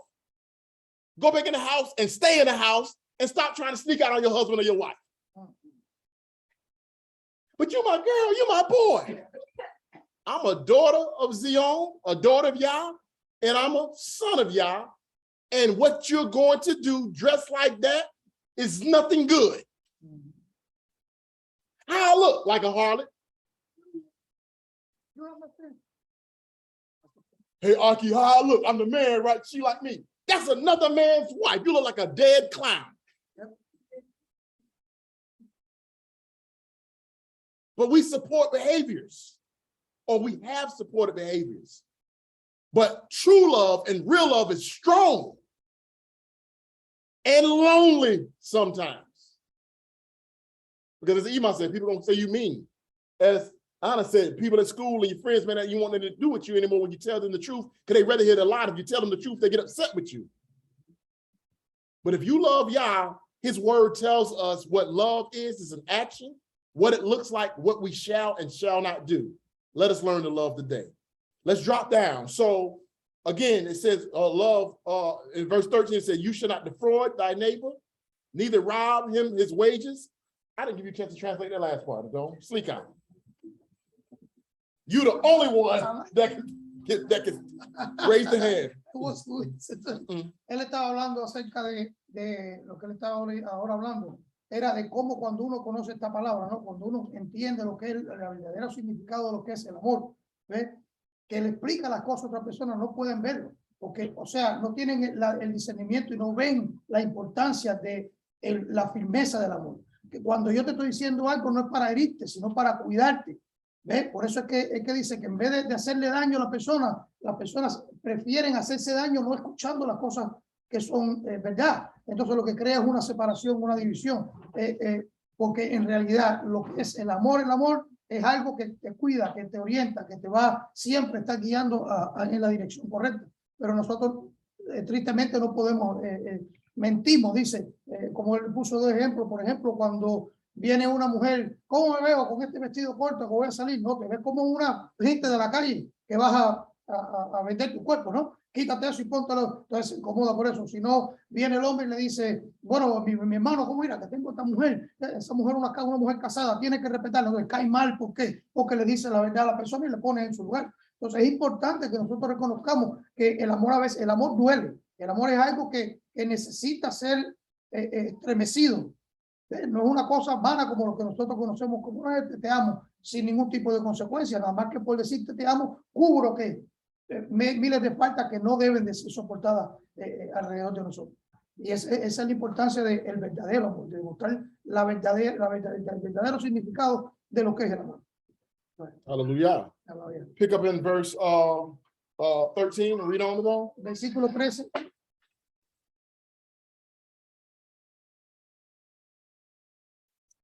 You shall not defraud your neighbor, neither rob him. The wages of him that is hired shall not abide with you all night until the morning. You shall not curse the deaf, nor put a stumbling block before the blind, but shall fear your Elohim, I am Yah. You should do no unrighteousness in judgment. Not respect the person of the poor, nor honor the person of the mighty, but in righteousness shall you judge your neighbor. You shall not go up and down as a talebearer among your people, neither shall you stand against the blood of your neighbor. I am Yah. You shall not hate your brother in your heart. You shall in any wise rebuke your neighbor and not suffer sin upon him. Okay, so let's stop here for a moment. It says, you should not defraud your neighbor. You should not rob him of his wages. You should not have respect of person in judgment. You have to be straight up in judgment. You shall not go up and down as a talebearer among your people. We just heard doing testimony last week of praise. Last week, one of the sisters said, watch what we say about one another. Among thy people, neither shall thou stand against the blood of the neighbor. I am Yah, thy Elohim. You shall not hate your brother in your heart. You shall in any wise rebuke your neighbor and not suffer sin upon him. So the Most High even says that you're not supposed to hate your brother in his heart. The hatred is where at also is within. So if you have a hatred in your heart for your brother, your sister, that means your love ain't strong. You don't have love inside because your strength does not know how to push out that hate. Your strength is not there. You're weak because you're holding on to negativity and don't want to love your brother or your sister. That's a weakness. See, this society has made us think that being tough and mean and mad at somebody forever is real. It is real, real fake, real weak. Because strength revealed within, if you've ever loved a brother or sister, you should never want to hate them. Did King David ever hate King Saul? But did King Saul ever hate King David? Yeah. One of them was righteous, one of them was what? One of them was wicked. King David never hated him. He was strong within, so he said, I would never do up to him. I would never touch the anointed of the Most High, do him no harm. Plus, that's my brother. You were like a father to me. I would never harm or hurt you. But please leave me alone. But King Saul inside had what? Hate for David.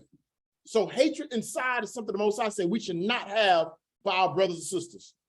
Él está diciendo aquí, como dice el versículo del 14 al 17, cómo nosotros no podemos maldecir, no podemos estar andando en chisme, no podemos estar diciendo nada en contra de nuestros hermanos. Entonces, ¿qué pasa? Que muchas de las veces eso es una de las cosas que nosotros hacemos.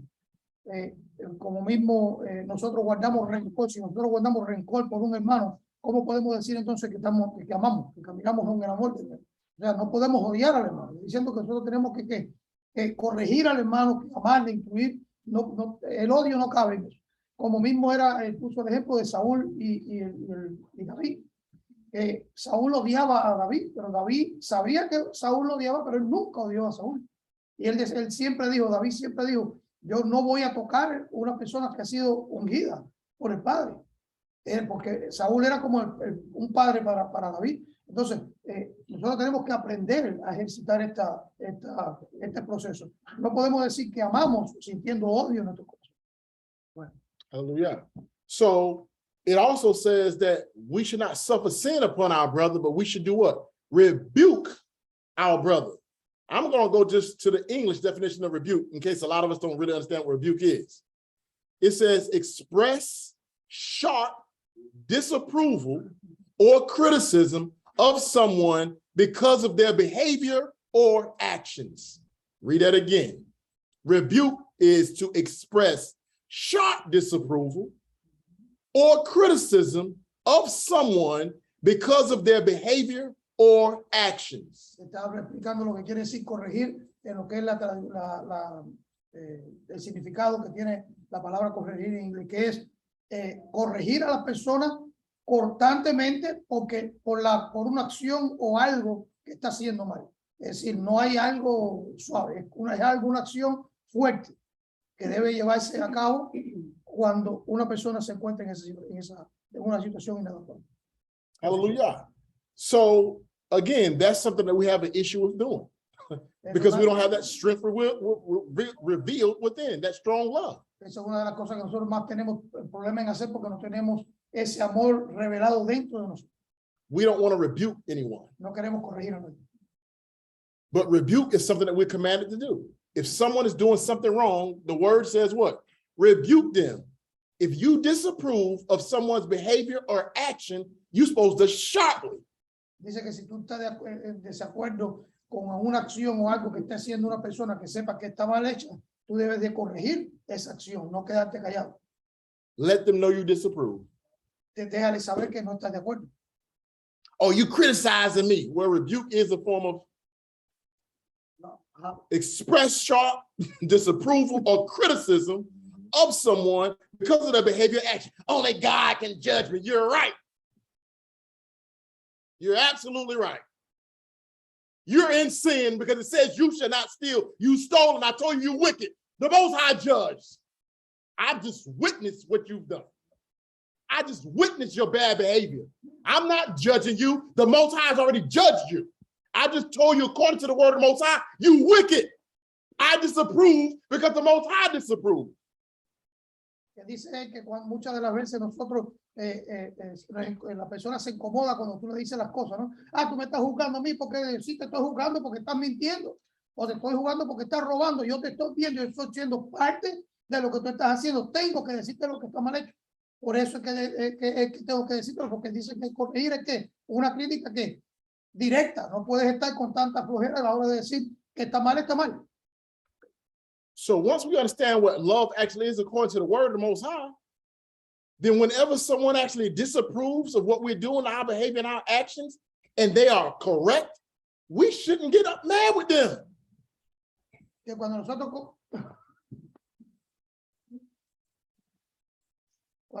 corregimos a alguien, no se supone que estemos un banco que se incomode con nosotros. Entonces viene y me da un abrazo. We should want to give them a hug.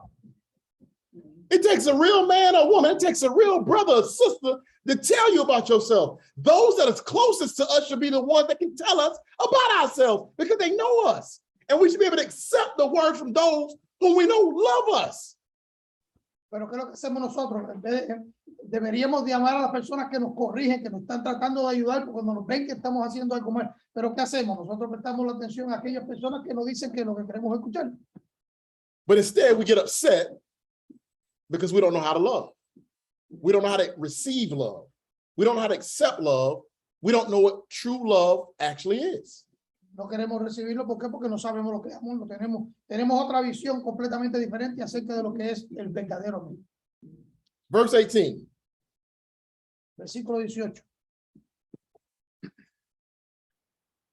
You shall not avenge nor bear any grudge against the children of your people, but you shall love your neighbor as yourself. I am Yah. Read it one more time, Adon. You should not avenge nor bear any grudge against the children of your people. So if we are bearing grudges against any of the children or the people of the Most High, any of your people, any of your brothers and sisters, is that going to be love? No. See, we hold on to stuff. Like I said, we hold on to the hate. That's making us weak. It's tearing us down.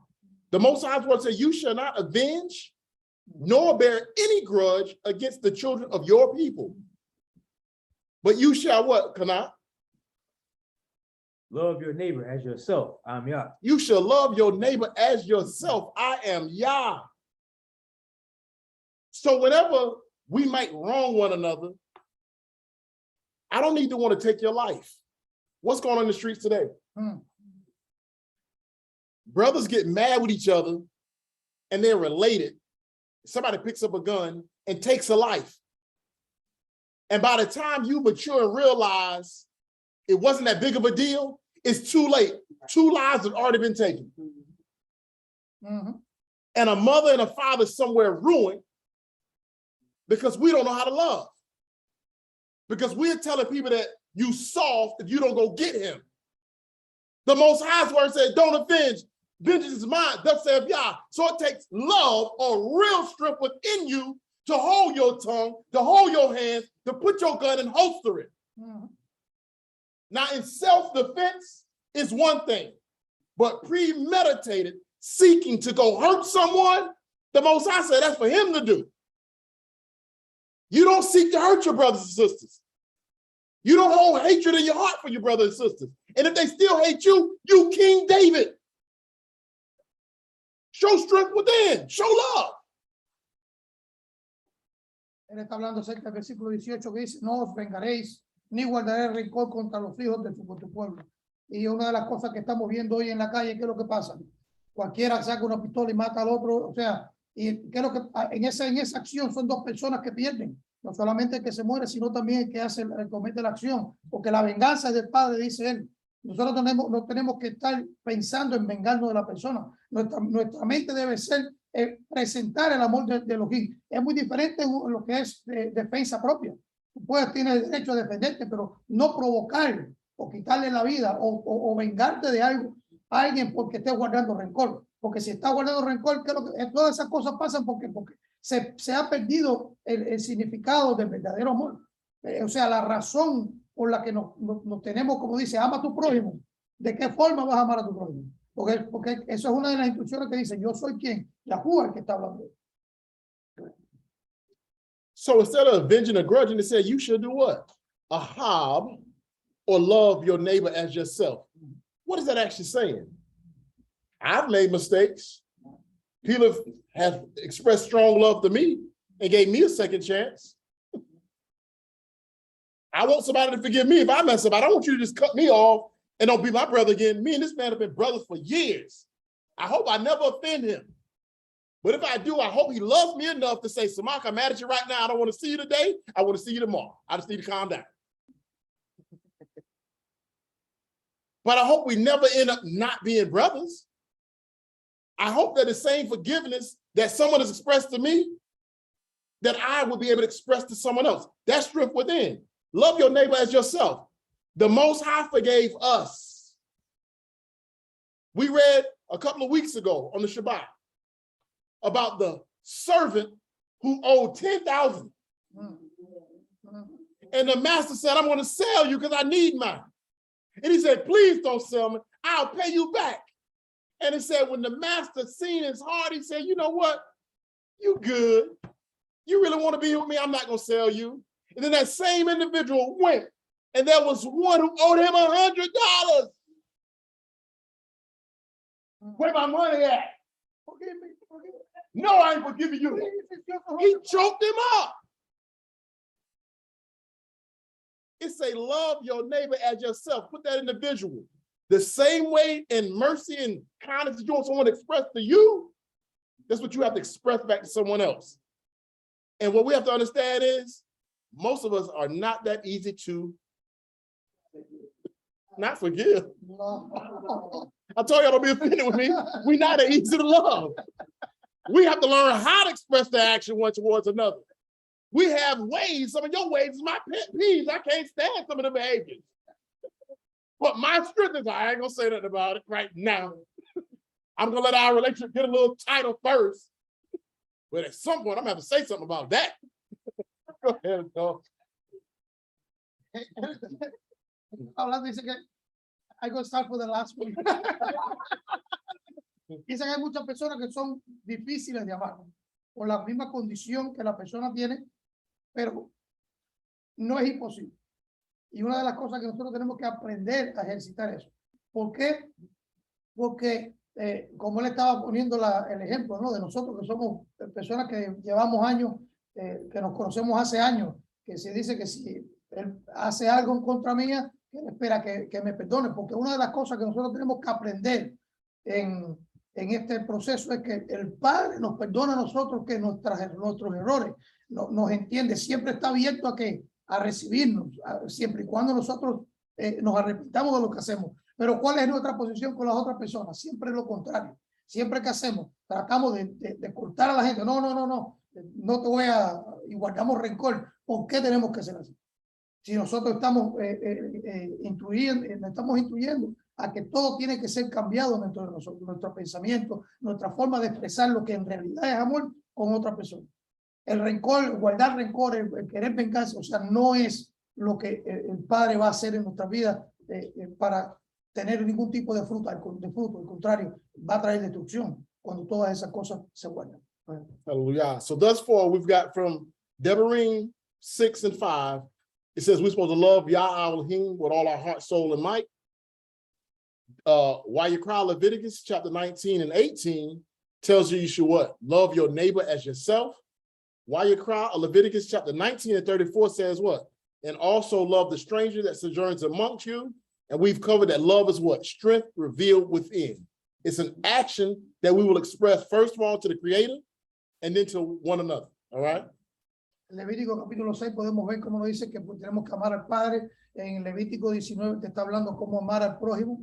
Y en Levítico 19:34 te dice cómo amar al extranjero, ¿verdad? Eso es una de las cosas que tenemos que tener. So I want to focus on another word for a moment. It's going to be the word for unity. Quiero enfocarme en otra palabra ahora que es la palabra unidad. Let's go to Psalms 133 Salmo 131 and 1. y 1. Yes. 133, perdón. Y 1. Because both love and unity is what's going to be needed to restore our community, to heal our community. You're going to need love and unity. Porque para restaurar nuestra comunidad necesitamos amor y unidad. Tehillim or Psalms 133, start with verse 1.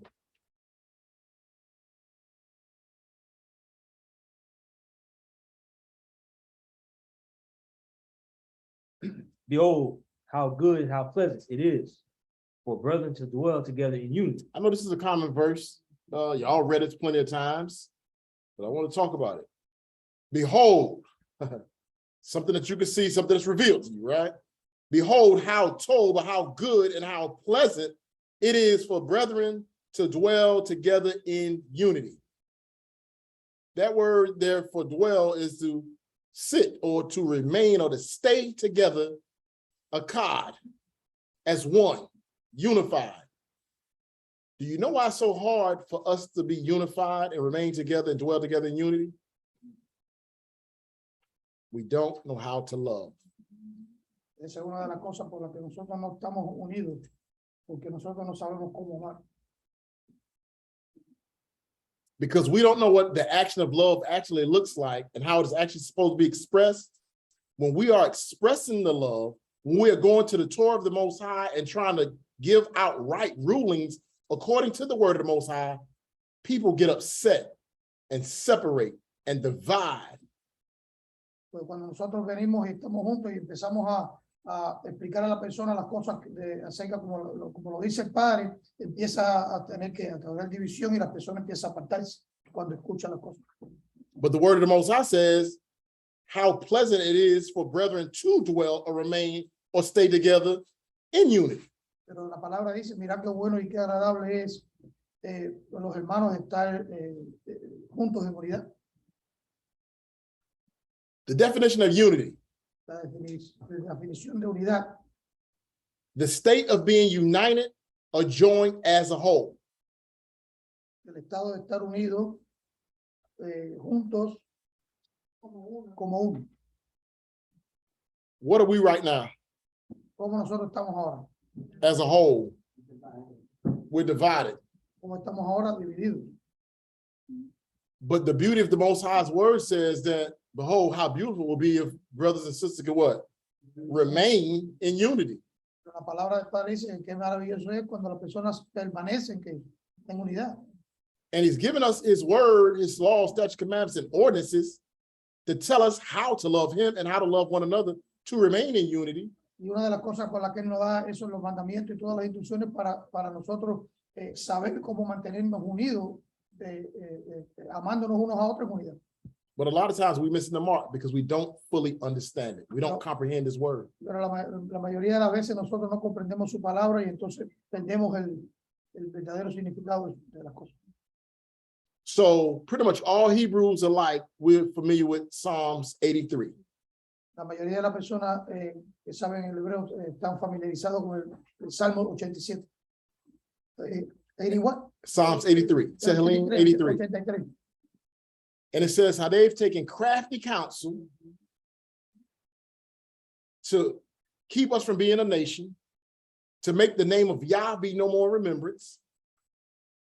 What did they do? Strip us of our heritage, our culture, the law, statutes, commandments of the Most High, and took the Most High's name from us.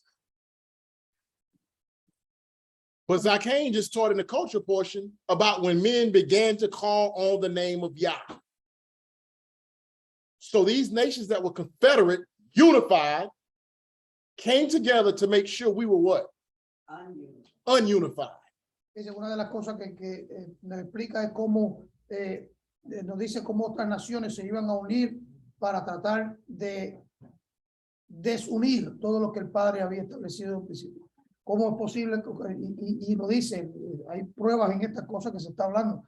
¿Cómo es que ha pasado la cosa de que las otras personas han llegado a unirse en un mismo sentir para crear una división en el pueblo de Israel? Y es lo que está pasando ahora, es lo que pasa. And how did they do this? They separated us from our power first. ¿Y qué es lo que hicieron? ¿De qué forma? Lo primero que hicieron es quitarnos nuestro poder. What is our power? Yah is our power. So I should have said, who is our power? But I want to see if y'all caught it first. Yah is our power. ¿Y quién es nuestro poder? El Padre es nuestro poder. Y lograron dividirnos, apartarnos. And our power have left the words of power written for us to be empowered. Y nuestro poder dejó las palabras de poder para que nosotros nos pudiéramos mantener en ese poder. Which tells us to love Yah Elohim with our what? All our heart, soul, might, and being. Dice, amarás al Padre con todo tu corazón, todo tu mente y toda tu alma. And to what? Love thy neighbor as yourself. Y dice, y que dice también, ama a tu prójimo como a ti mismo. Do not avenge, do not bear grudge, do not hate any of your brothers, of your people. No te vengues, no le robes, no digas mentiras, no hagas nada en contra de tu pueblo. But do we do that? Pero nosotros hacemos eso. So we become separate. Entonces, lo que pasa, lo que trae consigo es que nos separemos, We've lost our power, que perdamos nuestro poder. but our power is not lost. Pero nuestro Guess poder that, right? no está perdido. We lost our power, but our power is not lost because he would never be lost. But we have lost the way. Perdimos el poder, pero nuestro poder no está perdido. Porque nosotros nos apartamos del poder, pero el poder se mantiene. Because of crafty counsel. Por las falsas consejos. El consejo vano. When the Torah tells us to share, what is everybody doing today?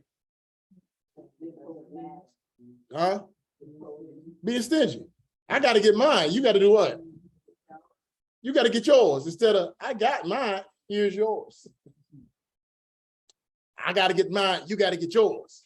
But Yah's word is, I got mine. Yah's blessed me with mine. Here is yours. That don't even belong to me anymore, even though it's in my field and it's mine. I have enough to what? Share. I have enough to love my neighbor as myself, love the poor and the widow that's amongst us. That's the word of Yah. That's the power. But instead, we've been taught to be selfish.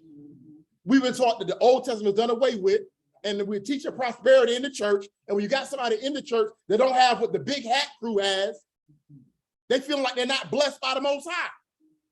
When the blessing of the Most High is right in the script, that the big hat crew or the royal garment or the princely garment crew should make sure that everybody is eating that's in here. Do you have grocery? Do you have food in your house? I got plenty. Come get some of mine.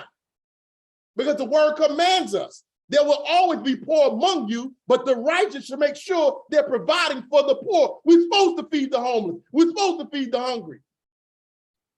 Read on, Adon, translate on, speak out. Él está hablando acerca de la presentación, de la forma que presentamos nosotros lo que nosotros hemos aprendido. El Padre, la forma en que al separarnos de ese poder hemos perdido muchas cosas. Y una de las cosas que perdimos es eso que estábamos leyendo acerca de que cuando tú plantes tu campo, que vayas a recoger tu cosecha, no lo recojas todo. ¿Por qué? Deja las cosas para que otras personas puedan tener. Pero ¿qué es lo que pasa hoy por hoy? ¿Qué es lo que nos enseñan hoy en las iglesias? Prosperidad. Tú vas a ser próspero, tú vas a hacer lo otro. Pero ¿cuál es el problema? Que la persona que no prospera se siente mal porque dice, bueno, yo estoy mal.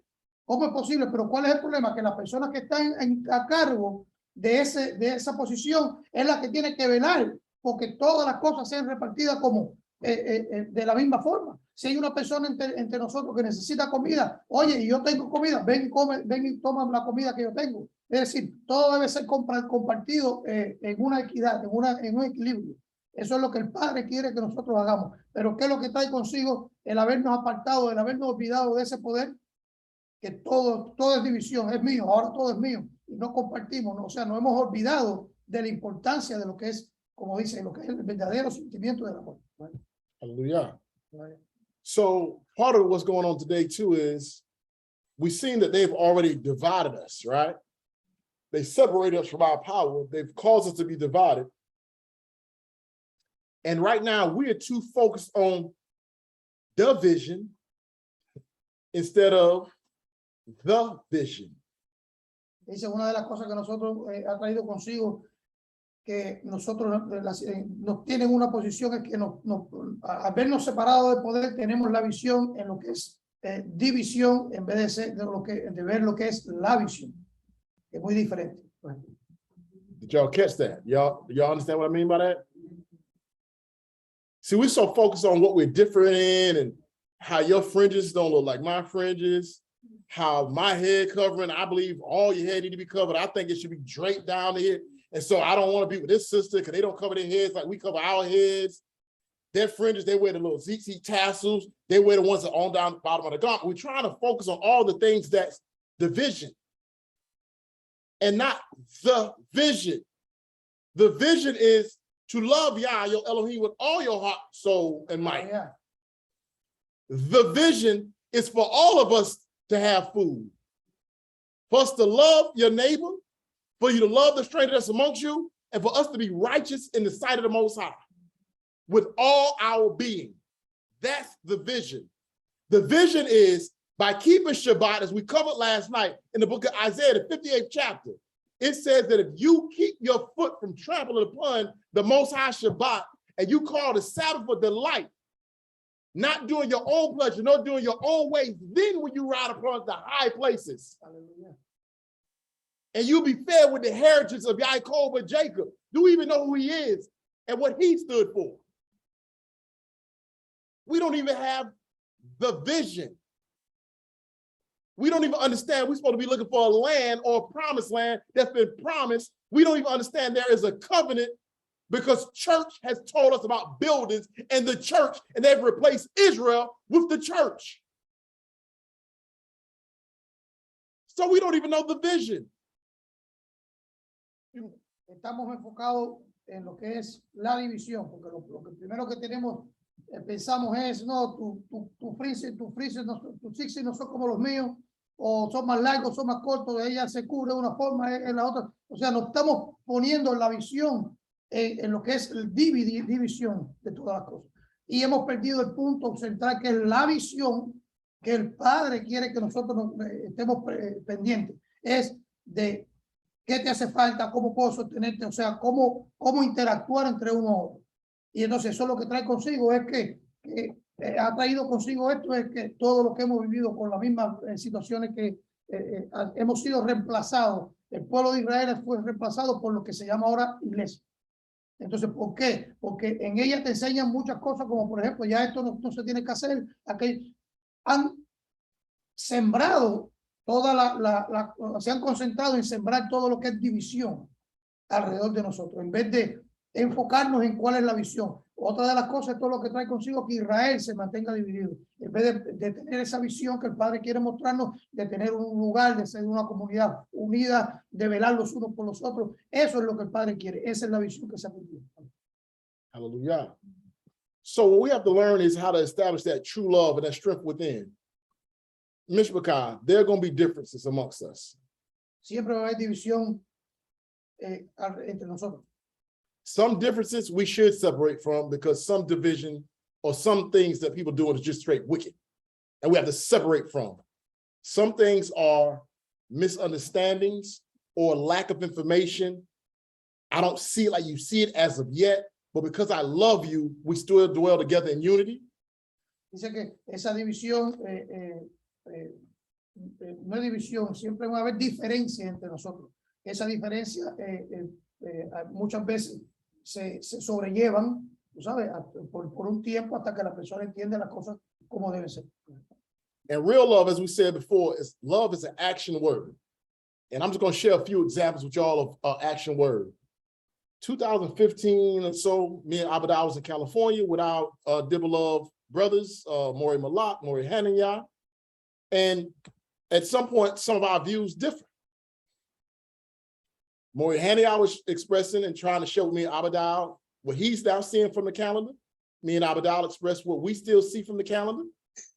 Moreh Chanakyah uses a different calendar than we use for feast days. But y'all have seen Moreh Chanakyah at many feasts with us, saying happy Passover, happy Sukkot, Shabbat Shalom, though he could be on a different time because the love he has for his family that he calls his home. He calls True Light his home, and he's way out in California. But the strength within him is all my Mishpachah is going to be there. They're going to be present at one time. I'm going to fly in so I can go be with my family. And he never says, oh, I think y'all doing it wrong. Oh, I can't fellowship with y'all anymore, Abadal, Samak, Ima, Audrey. Never once. And never did we say that to him. Because that strength revealed within. We understand that we will have to process things. There's certain understandings that one may have that the other don't have. There's no need for division. We know how to dwell together in unity. When I'm with y'all at your Knesset, if this is what you say the feast is, that's what it is, even though my time may be different. And when you're out here with me, don't come to my Knesset and say, oh, this ain't the feast. Come bring forth the word, Aki. I need you to express the word to my Knesset out here also. We understand that during this feast season, whoever may be a week or a day early or a week off, we're still in season together, and we're going to be reading the Torah of the Most High to the Most High's people. Can we agree on that? Yeah. Is the vision not for us all to return back to the Creator who created us? For us all to love him with his whole heart, soul, and might? So though we may differ, we can go through the scriptures and show you that they differ in the scriptures. But they still were showing it to the feast at the same time. Those that believe the Messiah and those who didn't believe in Messiah were still going up for the feast. Now, yeah, they had issues. They had debates. They had Nicodemus that come out and ask some questions at night because he's like, oh, okay, I'm kind of hearing what they're saying or what he's saying. You had those that didn't accept, but they still was coming to serve the Most High. Some converted, some did not. Él está poniendo el ejemplo de cómo nosotros cuando estábamos en California trabajando, conocemos personas que tienen diferentes, ven las cosas diferentes que nosotros, pero eso no quiere decir que nos seamos el mismo pueblo. Siempre van a haber algunos puntos de diferencia, pero el foco de todas las cosas es enseñar, leer lo que la palabra dice. Puede que tú guardes una fiesta un día y yo la guardo el otro día, pero está en el mismo tiempo porque lo celebras en el mismo mes. Puede ser que tengas una semana de diferencia, pero nos enfocamos más en eso. Y entonces no, vengo a visitarte a ti, entonces lo que voy a hacer es, no, tú estás mal, así no se celebra. Y ese no es la visión, no es esa. La visión es respetarse las diferencias y caminar como en la unidad que el Padre quiere que nosotros, cuando nosotros estuvimos en California, nosotros respetamos allí. Igual que cuando vienen los hermanos acá, tampoco se ponen con esa confrontación de que tú estás mal y tú bien. No es para eso. Esa no es la visión del Padre. La visión del Padre es poder crecer juntos en armonía, como dice el Salmo que estábamos leyendo. ¿Ves? Esa es la visión, esa es lo que se espera o lo que debemos de presentar y enseñar. No estar en la posición de criticar, ¿verdad? Crear división. No creo que sea el momento. The vision is, we are seed of Abraham. The vision is we are seed of Yitzhak, Yaakov, and Jacob. We are the children of Israel. The vision is the Most High said that he was going to scatter Israel because they broke his laws, statutes, and commandments, and he was going to scatter them abroad throughout all nations because of their disobedience. The vision is in Yirmiyahu, the 3rd chapter, the Most High called Israel back and said, I am married to you. Return unto me. Stop with your nonsense. Because I love you, I want you back. And when you repent and you circumcise your heart and you cry unto me, I will do what? Gather you back from all the lands where you have been scattered, and I will bring you back to me, thus saith the Most High Yah. That's part of the vision. And the vision is a more broad scope than just that. I'm just summarizing some of the vision. So what we need to understand is we need to return back to the Most High with our whole heart, soul, and might. And we're going to be jumping to 1 John chapter 5 and 3 while he calls a time out for him to edify. Go ahead, Adon. Yeah, because I got some problem with my computer too, so no go too far. Él dice que la visión que nosotros tenemos que tener es que nosotros somos hijos de Abraham, que somos por parte del pueblo de Israel. Muchas veces en todo lo que es nuestra historia hemos fallado y el Padre siempre nos ha estado llamando a volver a entrar en sus instrucciones, como mismo dice que por todas las cosas que negaste hacer o no quisiste hacer, ha sido esparcido en las naciones, pero cuando tú escuches mi voz y vuelvas a mí, voy a volver a recogerte entre todas las naciones y vas a ser mi pueblo nuevamente. Esa debe ser nuestra visión, de volver a establecer todos los estatutos y todas las ordenanzas que el Padre nos ha dictado a nosotros. ¿Para qué? Para nuestro propio bien, para nuestro propia, para caminar en ese amor y en esa unidad. Hallelujah, hallelujah. 1 John 5 and 3. Primera de Juan. And before I go there, I would like to give another example of what love looks like. Right? One thing I love about when at Sukkot, or when I get to talk to Adon Marlon, is sometimes we're sitting and we talk. And if Marlon's view differs, he tells me his view differs. And he may say something like, Samak. Why are you doing that? You know you're not supposed to be doing that. Don't stone me, Marlon. I just love the way my brother talked, that Trinidad voice. I love that Trinidad voice. But he talks as a man, and he still talks in love. And even if what he says sounds like it's going against you, or he said, I don't agree with you, or this is what I see at the moment, can you explain to me why you're doing this way? He don't go behind the back and say, I feel like Samak is doing it the wrong way. He comes to Samak. That's love. And I love our conversations. And by the end of the conversation, sometimes we come to the agreement of what he thought he seen wasn't what he seen, but I understood why he seen it that way, but we got the same vision. Or he might have been seeing what he was seeing. I might have said, you're right, Adon, but I got to do it until everybody learns their gift, until everybody learns their place, until everybody understands that every joint shall supply. I'm just Samak. I'm one individual. My name means support. So I will support whomever in their role and their duty and their function, or until a person is ready to walk in their role, function, or duty, I will try to do it. If Hannah wasn't here to sing today, y'all know I would have tried to sing. And Marla would have said, Samak, you know you can't sing. Why you up there singing, Samak? That's somebody, I know, Marlon, but I kept saying it's praise time. And did you hear that silence, them crickets? I had to say something. But back to the main point of that. The brother approaches and he expresses what's on his heart. That's love, and we talk in love. We don't lie to each other. We say what's on our hearts. We say what's on our mind, but we have to learn and we have to start sharing these examples because people need to know these type of relationships exist and they are better than the fake ones. They're better than the lies that we're saying to one another by just saying, this is how I feel, this is what's on my mind. Can you explain that? Oh, okay, now I see, pardon me. Or I can say, Adon, I see, pardon me. Back to the script. 1 John 5 and 3, because sometimes we go into the word and we're not giving the examples. So I just want to share a couple of those examples. Go ahead, Adon. I know it's hard sometimes, and I talk fast too. Go ahead, Adon. Le está poniendo un ejemplo, dice que Sukkot es una de las cosas que, uno de los ejemplos de acerca de la verdadera amistad, ¿no? De decir la verdad es, una vez en Sukkot que estaba y entonces el hermano Marlon vino y le dijo algo, que, oye, pero ¿por qué tú haces esto? Entonces tuvieron una conversación y se explicaron y se dieron cuenta que los dos tenían la misma visión, lo que desde diferentes puntos de vista, ¿no? Y dice, esta es una de las cosas que nos deja saber de que la relación de entre hermanos, honestamente, con la sinceridad, que se puede expresar lo que uno siente, sí, que no es algo fantástico. Nosotros debemos de caminar de esa forma, de expresar lo que sentimos, de poder recibir crítica, como mismo exhortar a otra persona a hacer las cosas bien. Y entonces estaba usando ese ejemplo como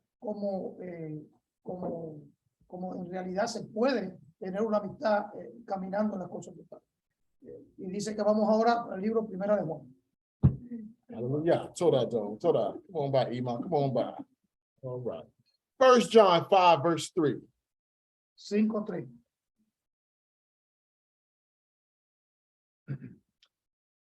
For this is the love of Elohim, that we keep his commandments, and his commandments are not grievous. This is the love of Elohim, that we keep his commandments, and his commandments are not grievous. Porque este es el amor de Elohim, que guardemos sus mandamientos y sus mandamientos no son gravosos, no severos. So it said it's not grievous. Why is it that people make it seem like it's so hard to keep the commandments of the Most High? Dice que no son severos. ¿Por qué si no son severos las personas hacen tan difícil o ver que son tan difíciles? Now that's one of the questions that the floor is now open. I'll take a few comments. The Most High just said, for this is the love of the word of Elohim said, for this is the love of Elohim, that we keep his commandments, so his mitzvah. And his commandments are not grievous. Why does people make it seem like it's so grievous to keep the commandments? Iman Shoshan, I see your hand first. Shalom. It's because of the things we've been taught is contrary to the word of Yah. Hallelujah. The things we've been taught is contrary to the word of Yah. Adon Michael. Also because people consider boundaries and restraints meanness. I yield. People take boundaries and restraint as meanness. Yet when they tell you not to let your kids crawl up on them things at the zoo, those bars, and you see some of them little kids that fall in, we be holding, look, so get up there. You think I'm gonna let my 1-year-old just be up on? No, it's a boundary there for a reason, safety. But we have been conditioned that those boundaries are good boundaries, but when y'all put boundaries in place, it's meanness. Thank you, Adon. Coach Shaquan. You gonna say the same thing?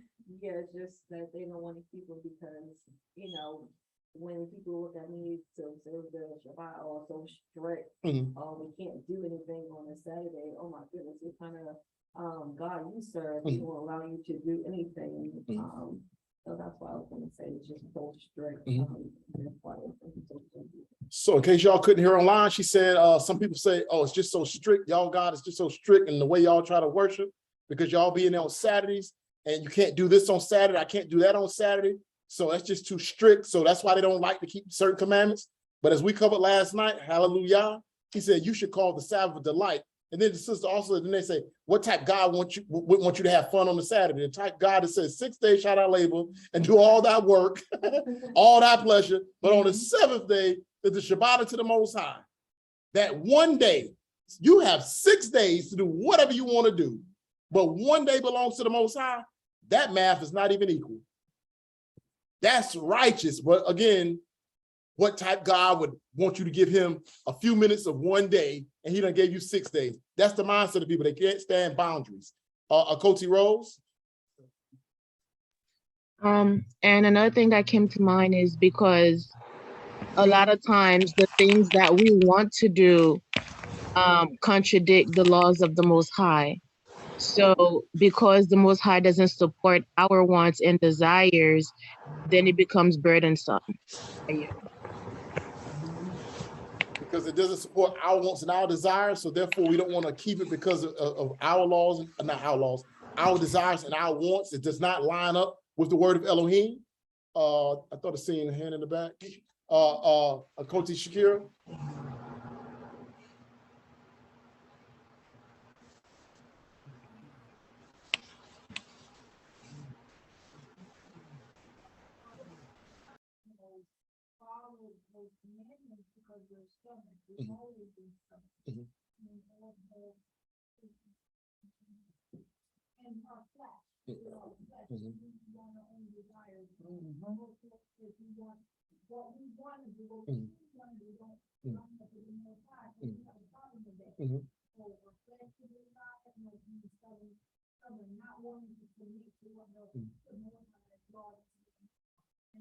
Hallelujah. So she said she's going to lamb chop on what a Koti Rose said, and our desires of our flesh does not line up with the word of the Most High, and we're stubborn. So we're stubborn. We want what we want, and so we don't want to submit to the word of the Most High. We don't want to submit.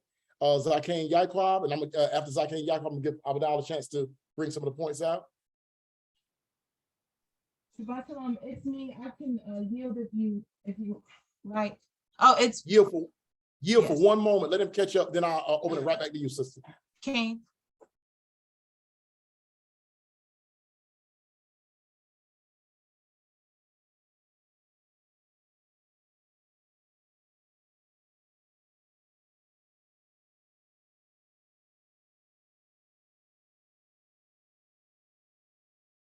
Your mic is off.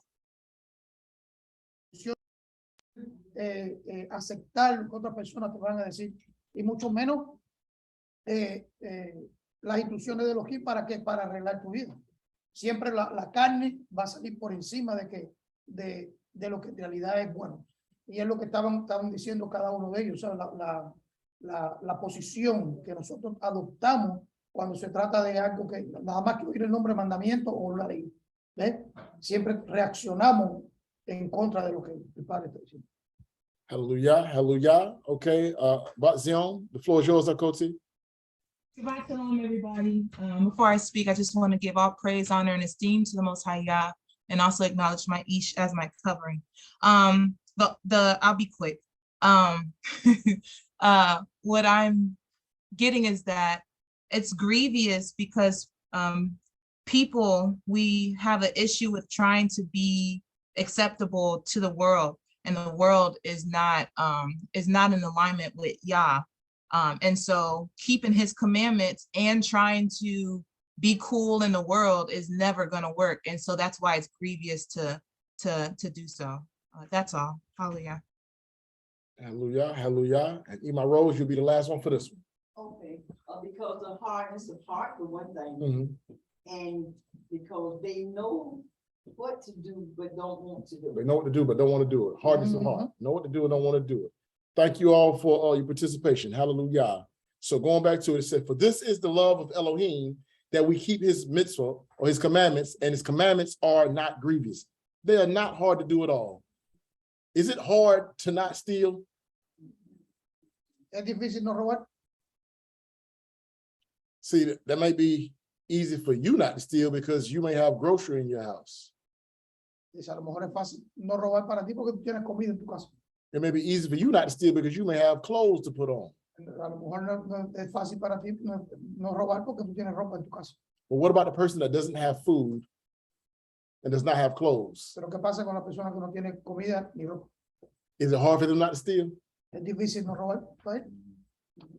That way, yeah. But if you put it that way, huh? Yeah, you know, especially you put it that way, you have a family, feed or clothes, or you don't have shelter or anything for them. Then yeah, the mindset is to take. But yeah, I said don't take. You can ask. You can only get a yes or no. So the mindset of one that lacks have a family to feed, and they think, hey, I got to steal because how am I going to provide for my family? But you said they can do what? They can ask, right? So Adon did a 2-minute warning about faith the size of a mustard seed. Even those without food, without clothing, the commandment still applies.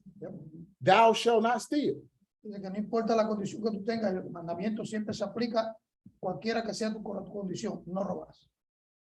And you know what would make it a whole lot easier for them not to steal? Y lo que hace más fácil para ellos no robar. If the righteous would actually follow the law. Las personas justas siguen lo que es los mandamientos. There are people right now that go to jail Tipos que están en la cárcel ahora for stealing por robar, that according to Torah, que de acuerdo con la Torah, sometimes are not even stealing. que muchas veces no es ni robar, de acuerdo con la Torah. But according to the laws of this land, Pero de acuerdo con las leyes de esta tierra and according to the greed of this land, y de acuerdo con el orgullo de esta tierra, when a homeless person is grabbing something on the outer extremity of someone's property, cuando alguien, una persona que no tiene casa o está en un vagamundo, se roba algo de una casa de una persona, is not stealing. no es robar. But in this society, because of greed, Pero en esta sociedad que nosotros vivimos, they call the cops and want them locked up. They just took that ear corn out my field. le llaman a la policía y dicen, se robó un maíz de mi campo. This society Esta is sociedad making people feel as if they have to break commandments sometimes. está haciendo a la persona, está desarrollando en la persona un sentimiento de que ellos piensan que pueden romper la Torah algunas veces. But we're so instructed to be in the world, but not what? Pero nosotros hemos sido enseñados a vivir en el mundo, pero no estar donde, en el mundo. Be in the world, but not of the world. We have been told to what? Come out of her, my people. Be not partakers of her what? Y hemos sido enseñados a salir de ellos, del mundo. So if the righteous will come out of the worldly mindset and be renewed, as it says in the Brit Kadashah, renew your mind. Si los justos son capaces de salir del mundo y renovar su mente de acuerdo a lo que dice el Nuevo Testamento, que dice renueva tu mente. How do you renew your mind? You go back to the Tanakh, where it says in the book of Psalms, the Torah converts or renews your soul or your thoughts or your mind. ¿Cómo renovamos nuestra mente? Yendo de nuevo a lo que es el Antiguo Testamento, que dice que la Torah es la que renueva tu mente, tu vida, tu corazón. So now when the brother that was taken out of my field, Ahora el hombre que me está robando algo en el campo, would I would normally want to go chase him off with a stick? que normalmente yo voy con un palo para darle, Brother, you ain't even got a stick to do that. That's yours. ¿y qué pasaría si le dijera, oye, no tienes que ir, sigue, eso es tuyo? Because my mind has been renewed Mi mente ha sido renovada according to the instructions of the Most de High. acuerdo a las instrucciones del Padre. I now know how to love myself. Yo I sé- know how to love Yah, and I know how to love my neighbor as myself. Yo aprendí a amarme a mí, amar a mi padre y amar a mi prójimo como a mí mismo. And I've now helped increase someone's faith that was the size of a mustard seed that just prayed to the Most High and came and grabbed that ear of corn that the Most High provided. Y estoy enseñándole a una persona cómo a aumentar su fe, porque ahora está viendo cómo es posible recoger una mazorca de maíz de un sembrado que no es que, o sea que, ¿cómo que digo? Que se cayó en el camino. Because I now know how to love according to the word of Elohim. Or I'm learning to love according to the word of Elohim. Porque yo no estoy amando como ama el mundo, sino estoy amando a la persona de acuerdo al amor que me enseña el Padre. So as it says in the New Testament, for this is the love of Elohim, that we keep his commandments. Where is the commandments written? Como dice en el Nuevo Testamento, este es el amor del Padre que In the Torah, mantenga sus mandamientos. ¿Dónde están escritos? commonly called what? It's written in the Torah, but commonly called what?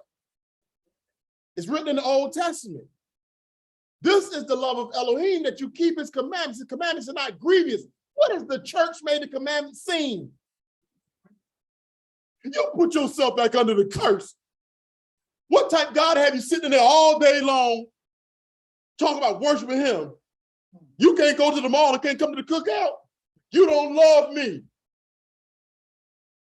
The type Elohim that provided for us all that we have need of, that gave us boundaries to keep us safe, to keep us from getting on his bad side, because he loved us. But because you have been taught that the laws are done away with, you don't even understand that keeping the commandments of the Most High is the love of the Most High. It takes strength. We're about to bring it full spectrum now. It takes strength within you to acknowledge the sin that's in your flesh, to control your flesh. If fornication is your thing, was your thing, are you thinking about it? According to the word of Elohim, boundaries. A fornicator has no place in the kingdom of Elohim. Are you judging me, Samak? No. I'm on a Samak, and everybody in this room and everybody that may hear this online. The Most High hates fornication. So if the love of the Most High is to keep his commandments, and we're commanded not to commit adultery, not to steal, not to commit fornication, then the strength within you, once you comprehend and understand that this is the love of Elohim, you will what? Restrain yourself. Remove yourself from temptation. Hang up the phone, erase the number. I need to make that more elaborate. If there's a number that's in your phone, it should be in your phone, or you're a married woman, take it out. If taking it out is not going to be enough, change your number. Repent. If there's a number in your phone, and I'm going to go ahead and put it out there so people can catch this nonsense. Women will put the name of other women in their phone. Oh, it's Shaquan. And it's Shaq.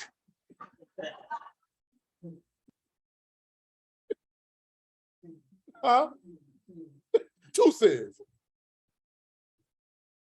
And men will put the name of what? Of another man in their phone. It's Charlie.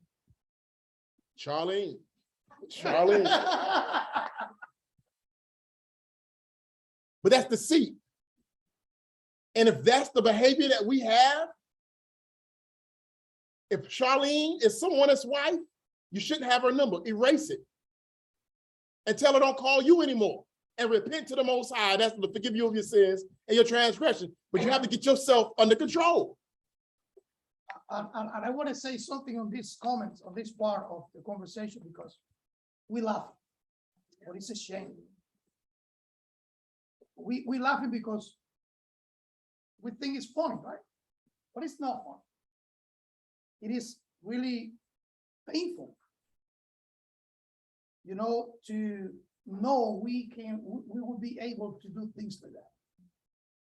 It would be a shame to us to be on that position, you know. And you know, I always laugh and always try to make fun, you know. But this is something we need to, like Moreh is trying to, you know, what is love if we laughing of a weak point that we have? You know, do you see the point? Do you see the direction?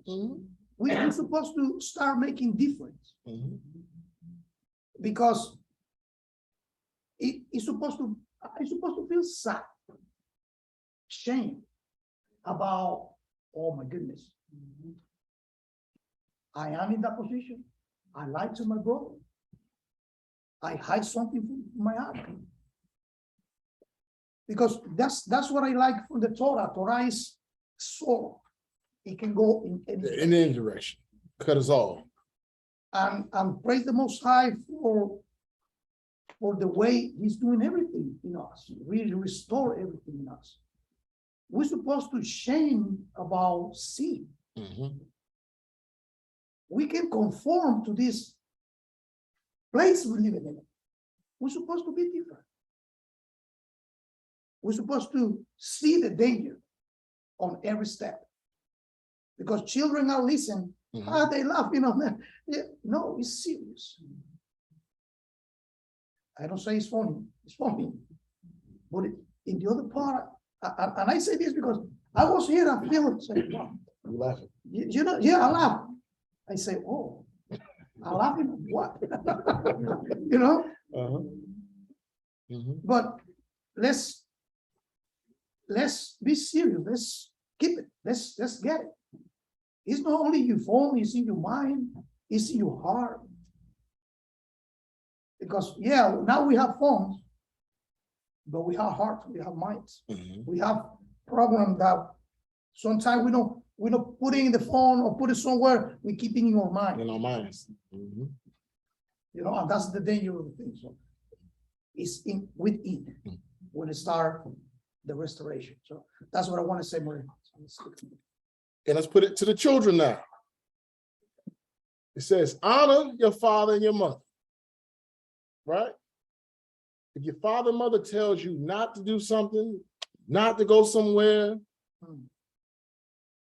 You're upset and someone tells you a way that you can do something contrary to the way your father and mother said it and you won't get caught. That's deceit. Remember we said boundaries? The Most High said, honor your father and mother is the commandment, the first commandment with a what? And what is that promise? Long life. Do you know why a lot of children die young? Not the ones that's dying of natural cause. Do you know why a lot of children are dying young? They went outside when their parents told them don't go outside. Why are they dying young? They stole when the commandment of the Most High say thou shalt not steal, and the parents was raising you better than that you shouldn't steal, and you went in someone's house following the crowd or multitude to do wicked or do evil. There was somewhere they should not have been. And to all the little princess that's in the room and the little prince that's in the room, our culture, according to Torah, and when we go back to the heritage of Yaakov, Jacob said he never knew a woman until he took his wife. Said he never fornicated. So virginity is something that both our sons and daughters need to be taught.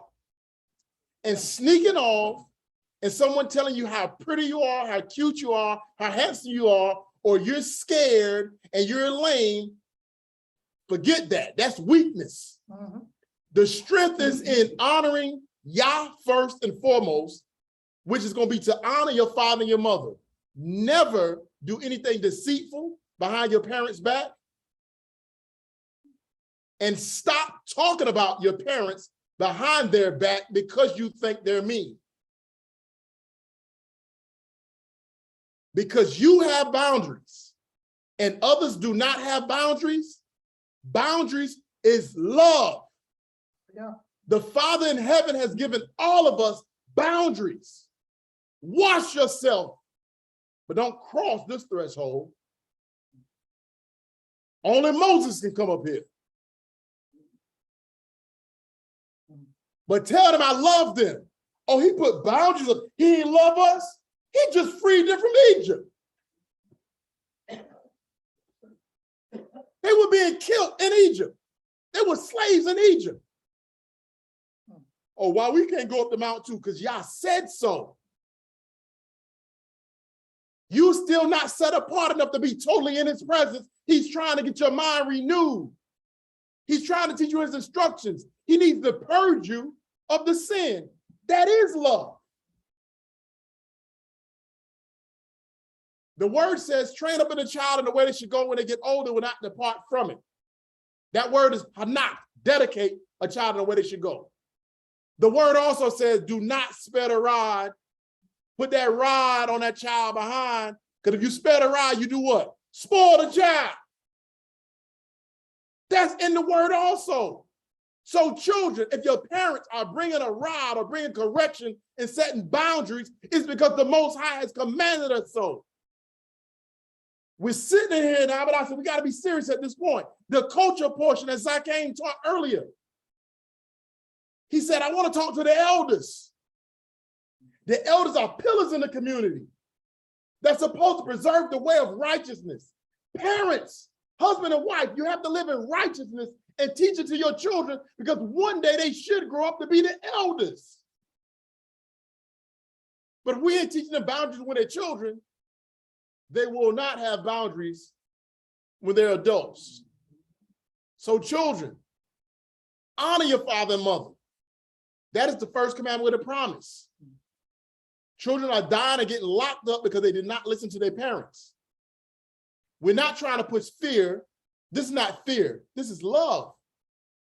A parent that lets you do what you want to do, when you want to do, how you want to do, is now doing exactly what Akoti Rose said earlier. They're showing you that they hate you. Because I'm going to let you go down the wrong path that's going to lead you dead, in jail, or pregnant, or with a disease. I have not been a good parent. It looks fun when your friends say, oh, you're missing out on the fun. I took my children school shopping the other day. I'm a grown man. I almost have to walk blind when I'm walking in stores.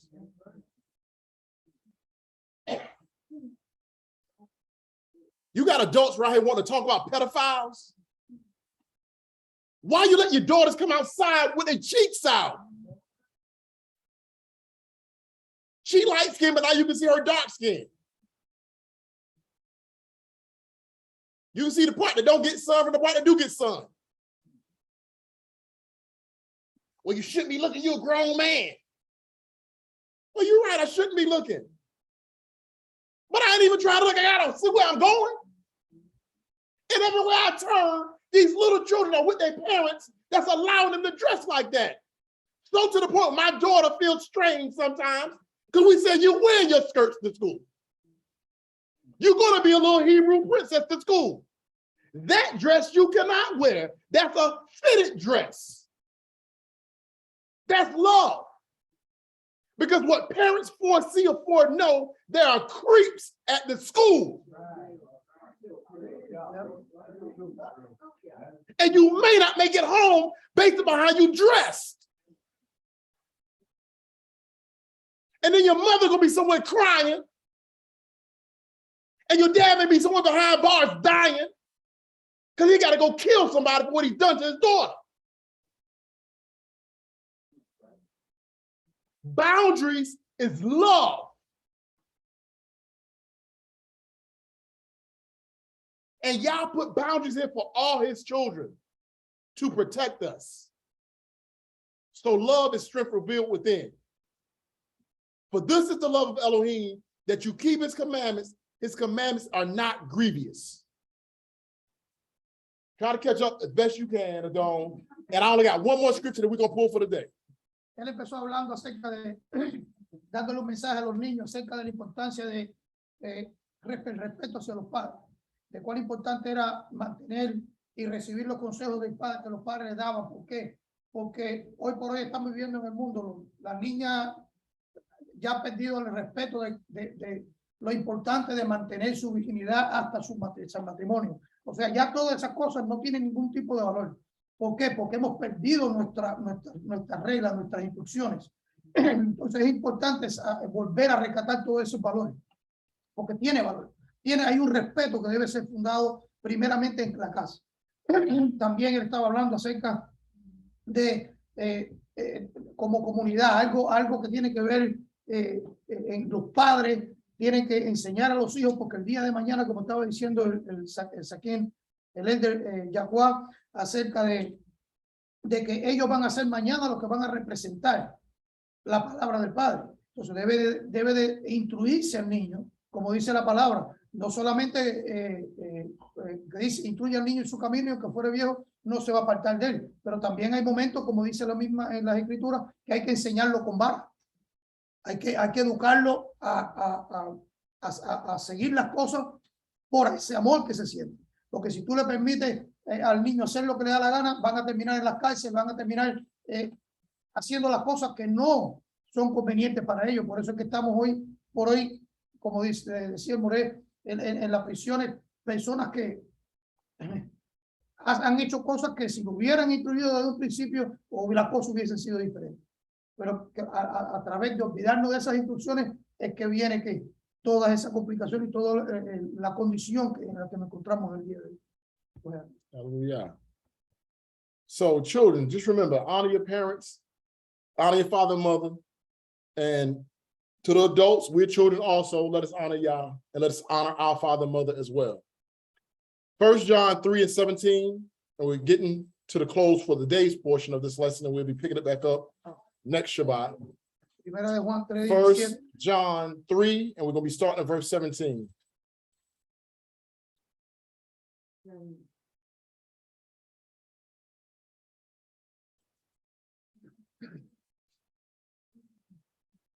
First John 3, verse 17. But whoso have this world's good, and see if his brother have need, and shut up his bowels of compassion from him, how dwelleth the love of Elohim in him? My little children, let us not love in word, neither in tongue, but in deed and in truth. Hallelujah.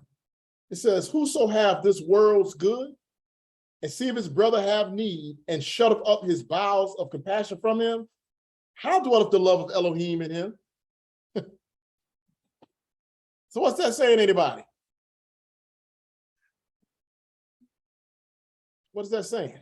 If you got the world riches, you wealthy, you got enough money to support you and others and do not share it. When you see a need, you're selfish and love is not abiding in you. Hallelujah. Ema Rose, what you about to say? Oh, I was just about to say about the same thing. What she was saying, when we should share that part of love, that sharing love. When you see a need, you share in love. But also, Ms. McCall, the word can be somewhat confusing sometimes. So Chanakyah did a great 2-minute warning some weeks back when it says about know to whom you do good to also. So it don't mean just give to everybody, because some people can be in their sin and the Most High is judging them based upon that. But to stay on top for today's portion of the lesson. But whoso have this world's good and see if his brother have need and shut up his bowels and compassion from him, how dwelleth the ahab or the love of Elohim in him? My little children, let us not love in word, neither in tongue, but in deed and in truth. That part, what are y'all getting out of that part?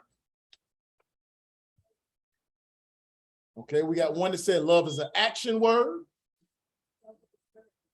You said love with the ruach. That's a part of the fruit of the spirit. So love is a ruach. Somebody else. Yes, ma'am, Makoti. It's not about what you say, like my person said, it's about what you do with the action, not just what you say. It's not about what you say. Love is the action. It's about what you do. And what you do can be seen, felt, heard, beheld, or revealed. So again, love is an action. Love is strength, what? Revealed within. Sometimes you have to part with stuff for a brother and sister. And it don't even mean you have to be rich. If I have 2 garments and my elder does not have a garment, how many garments do I have?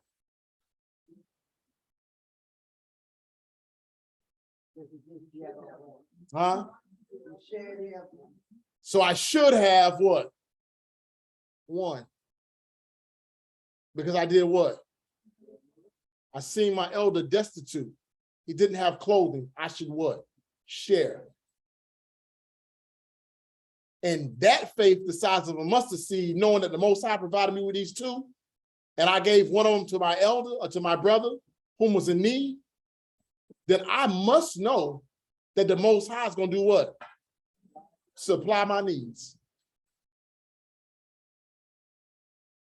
Dice que el amor es algo que es acción, el amor es algo que se puede ver. Un ejemplo que estaba poniendo él, que si él dice que si hay una persona que no tiene un vestido y él tiene 2, le dice, ¿cuántos vestidos tengo? Y entonces la gente dice, 1. ¿Por qué? Porque el otro, se supone que debe ser que la muestra del amor, el amor se muestra, se enseña. No es algo que se lleva adentro hacia afuera. O sea, es una expresión. El amor no es algo de una palabra, es algo que se ve alrededor de nosotros. Y eso es una de las cosas que le estaba hablando. Cómo la acción es la que habla, no es la palabra. And Mr. Ricardo, I'll make this statement. I shared this with one of my sisters this week. We as a Mr. Ricardo, as a family, we may learn from each other's good and bad behaviors. Así que nosotros debemos de aprender lo bueno y lo malo de nuestras propias actitudes como familia. So what we need to make sure is that we're aligning ourselves with the word of the Most High, so we're not pushing bad behaviors off on one another unknowingly. Right? So what I'm going to share is we read the word a lot of times, but sometimes until you see the word and you feel the word, you don't know the power or the impact or the joy of the word until you actually can see it expressed. And I'm going to share this about my aunt, Moreh Shael. Moreh Shael, back when we first met each other, you know, we just really meet each other. And, you know, you say something nice about the brother, you like a garment or you like a book, guess who garment or book it becomes? And I don't know too many other Morehs that probably met him that can't say the same testimony. And though I read the word, and I taught the word myself also, you haven't been around a lot of people that's actually living that part of the word. So you see that it says do certain things, but when you see it expressed and you feel what it feels like, you're like, really, I can have this? It feels good. And you're like, wow, that's a man of the Most High. So once it has happened to you, there's now been an example. So Moreh has given me. So now when I had a brand new garment that Iman just made, and I'm in Baltimore on a trip with the Knesset at a Sabbath-keeping church, and a brother said he wants to start dressing like like Hebrews. That's a nice garment where you get some of them made. Well, our Iman's makeup. Oh, I'm supposed to give him this one, right? Took it off. Here's your first one. Our Iman's makeup, you can contact them, you get them to make some, because it came back to mind. But the thing about it is you don't know how good it feels until it first happened to you. And then it feels even better when you are now doing it yourself. And if we all start caring and loving like that, the non-believers will become believers. Those that are on the fence will get off the fence and get in the house. And love will now be what? Within them also, because you revealed what was inside of you to them. Love is an action word. And I used to say this a lot in the past. What you do outwardly expresses what's inside of you. So when you bring your strength that's within as an outward expression of that love, that action, when you do it to a brother or sister, and that brother or sister do it to another brother and sister, the love of Yah is now going through the nation, and the nation can come back to the Most High because we're now fulfilling the Torah, the law, statutes, commandments of the Most High, and we're now walking in the love that the Most High is calling us to. Mishpachah, let us love in deed and not word or tongue. Because as we started at the beginning of this, if somebody tell you that they love you and they're doing something to hurt you, sinful towards you, stealing from you, whatever it may be that they're doing wrong to you, and they say, oh, I love you, they have just what? Lied to you. And you can see that clearly. So if you can see the lie clearly, you can also see the what? The love or the truth. So in closing, but whoso have this world's good and see if his brother have need and shut up his bowels of compassion from him, how dwelleth the love of Elohim in him? My little children, let us not love in word, neither in tongue, but in what? In deed and in truth. The truth will be able to be seen by your deeds. Let us stop talking love. As Elder said, love is the most highly used word in this earth to deceive and to hurt many. But the true children of Yah, the men and women of the Most High, that's walking in true Ahab, let your strength grow within you and let it be revealed by your deeds of love to the Most High and to his people. With that, I give all honor and esteem to the Most High. I hope that this portion of this lesson has been well edified and well received. And I now yield to the elders first as we open the floor. All praise to the Most High. The rock is Kodash name. All praise, honor, and esteem to the Most High. His name be esteemed. Hallelujah.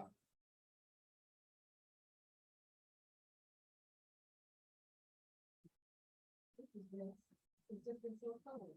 I mean, from the beginning to the end, the culture study, that came with full circle. He said that the children will be coming back. And elder people was responsibility also because the parents are training them up. They're watching. They're seeing what we're doing too. Hallelujah. And then 21. So it's occurred. The one thing I remember about the mustard seed, that if it requires faith besides the mustard seed in order for something to come, the mustard seed, the outcome, then all it requires is doubt the size of a mustard seed. Right. And then love.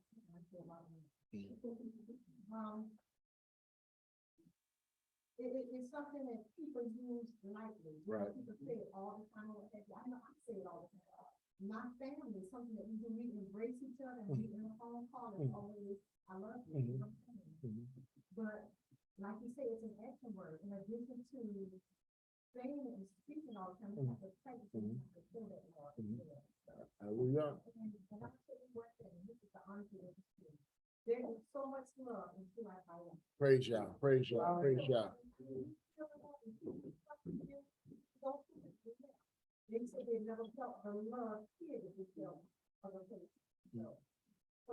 Hallelujah. Hallelujah. Hallelujah. Thank you for your words, Imam. Praise the Most High. Praise the Most High. Hallelujah. Yes, ma'am, Imam. Shabbat Shalom. I tell you, from the culture to the 2 men, and then I had seen some ouches in there.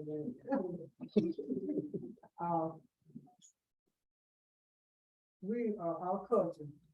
I keep going back to my mom. We was taught to love.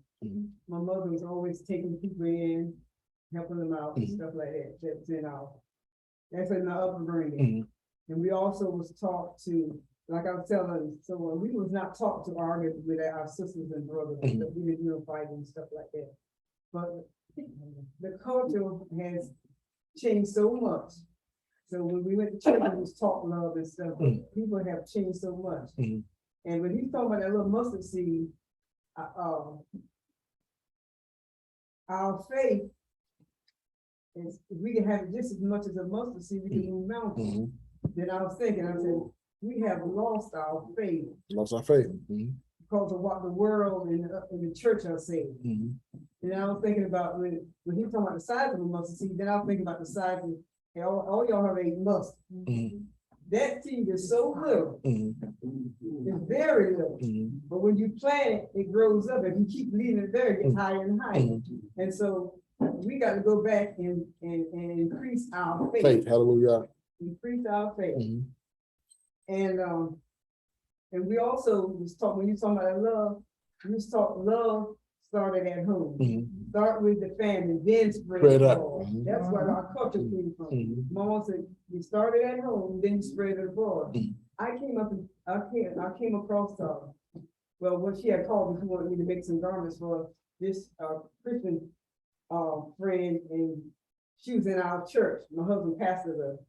And I was talking with her. She said, you know what? I still remember what you told us how to dress. You told us not to wear nothing revealing. You always would tell me, if you got that, too short, take it off. We'll be coming to church like that. And she said, I still hold that. And I'm teaching that to my friends and my daughters and people at the church. And she said, something else I reminded me of. She said, when I came there, I didn't have the appropriate clothes and stuff. You made me a garment and gave it to me.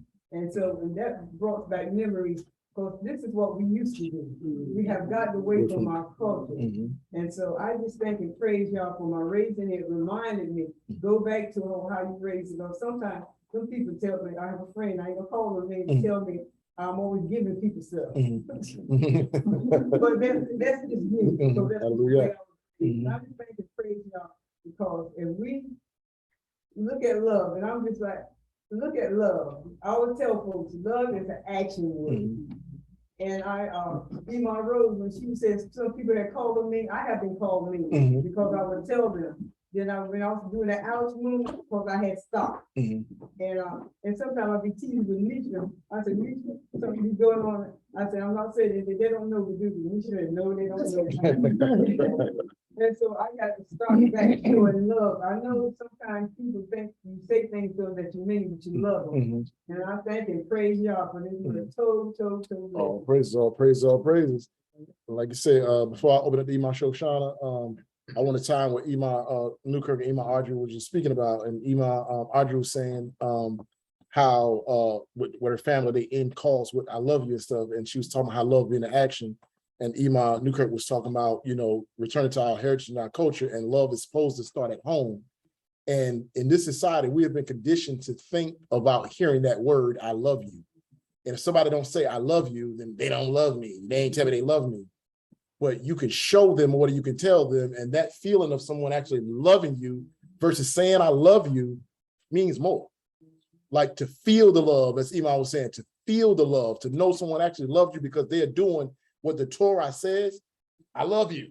That's in word. I mean, that's in word and tongue, but I told you I was hungry, you know, but I love you. Can I get a piece of that or some of that? Oh, no. Then where's that love, you know? So as Iman was saying, you know, it starts at home, but we do need to express the deeds of that love, you know? So total for your words, Iman, that's the visual. And also Iman was bringing out the point about she used to be a direct person and she kind of got away from that because people thought she was mean. So at the beginning of the lesson, that's what they would think sometimes. But as Zakane taught in his culture portion, the elders are the pillars, you know, and parents that are trying to raise their children now need guidance also from the elders who have already done it. The elders need to say, you're doing this wrong, you know, and you know, or if not, this is what's going to turn, this is how the outcome is going to be. And it's hard, trust me, the society we're in, we're all renewing our minds, and it is hard. But now that we see what the word of the Most High says, Mishpachah, at least in this room, online, and a part of this Knesset that's direct, let us learn to love and receive love and understand that when someone is telling you something, it's not because they're trying to hurt your feelings, it is because they love you, and the scriptures tell us not to lie one to another. Iman Shoshana, the floor is back over to you. Hallelujah. I love what they shared. It's right on point, right on point. The cultural lesson, the 2-minute warning, and the Shabbat message all coincided together. It's the love. Man is to cultivate and the woman is to aid the man. That's love. That's oneness. And then the fear of Yah is the beginning of his love, and faith is the beginning of cleaving unto Yah. There's love again. And then your message, I love how you broke down Ahava. Strength revealed house. Love is strength revealed within yourself. And we house the Ruach HaKodesh. We house Yahuwah. And we house our own Ruach. So all that together is one when we line up with Yah. Hallelujah. Hallelujah, hallelujah. All right. And before I go forward with any of the other elders, since we are talking about the culture study and the elders being the pillar, I want y'all to kind of recognize, and this is, you know, well, look, I already covered, y'all can't stone me anyway. Notice how they pull their points and they go to their notes and they have these points that's so clear. Take notes, younger generation also. They are taking notes. The elders still take notes. So we should take notes because we will never remember all that we hear. And sometimes to be able to go back to reference what was said, because this is not just for us to receive it today and say, oh, hallelujah. It is for us to be able to transform and to be renewed. And if we don't have notes, we may not even forget, we may forget the points or the scriptures or whatever. So take notes because you see the elders, they make their points from their notes. So thank you, Iman, as always, for the example that y'all set before the Knesset. The floor is still open. Zakane Yaquab, before I open the floor to you online, let me get everyone that's in the room right now for us on the elder side. Iman Rose, I see your hand up. Everything was told studied, told everything. And when I first started coming on, I remember I felt the love. Hallelujah. And I still feel the love when I came back this time. Hallelujah. And when I came the first time, I thought we was going to have it the next session. Ready to come back. And so I just truly thank y'all for his presence in here. Praise y'all. I thank y'all for all the word that's coming forward. Praise y'all. And give me an example to examine myself and to apply what I learned to other people. Hallelujah. On yesterday, I had a chance to minister and witness to 3 of my sister-in-laws at one time. And I thank y'all for that. So yeah. Tell them about the Sabbath. Hallelujah. Hallelujah. And I am a giver, so I do practice love because I like to give. I really do. And I know that the joy of the Lord is my strength. You know, he give us, when we give, it brings joy to us. And I love giving because it strengthens us. Hallelujah. And it makes you strong. And so I Hallelujah. Hallelujah. Thank you for that, Iman. Thank you for that, Iman. Praise be to Yah. Praise be to Yah. Praise be to Yah. Praise be to Yah. Iman Vadia, any words? absolutely nothing I can possibly add to what everyone has. I love going loud.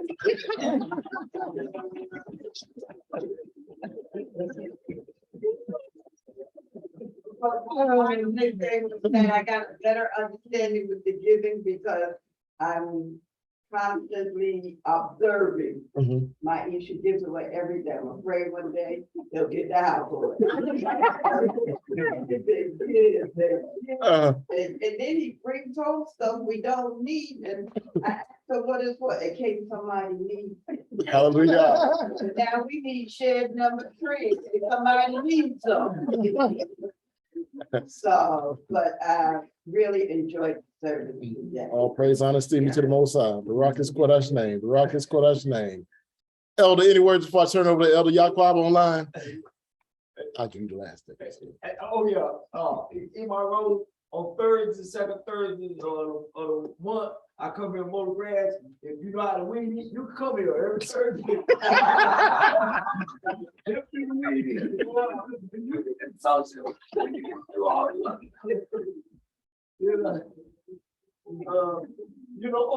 One more thing. I got a new friend here. You know, I call him my little nephew or grandson. His name is Devon. Good young man introduced to me, Moreh.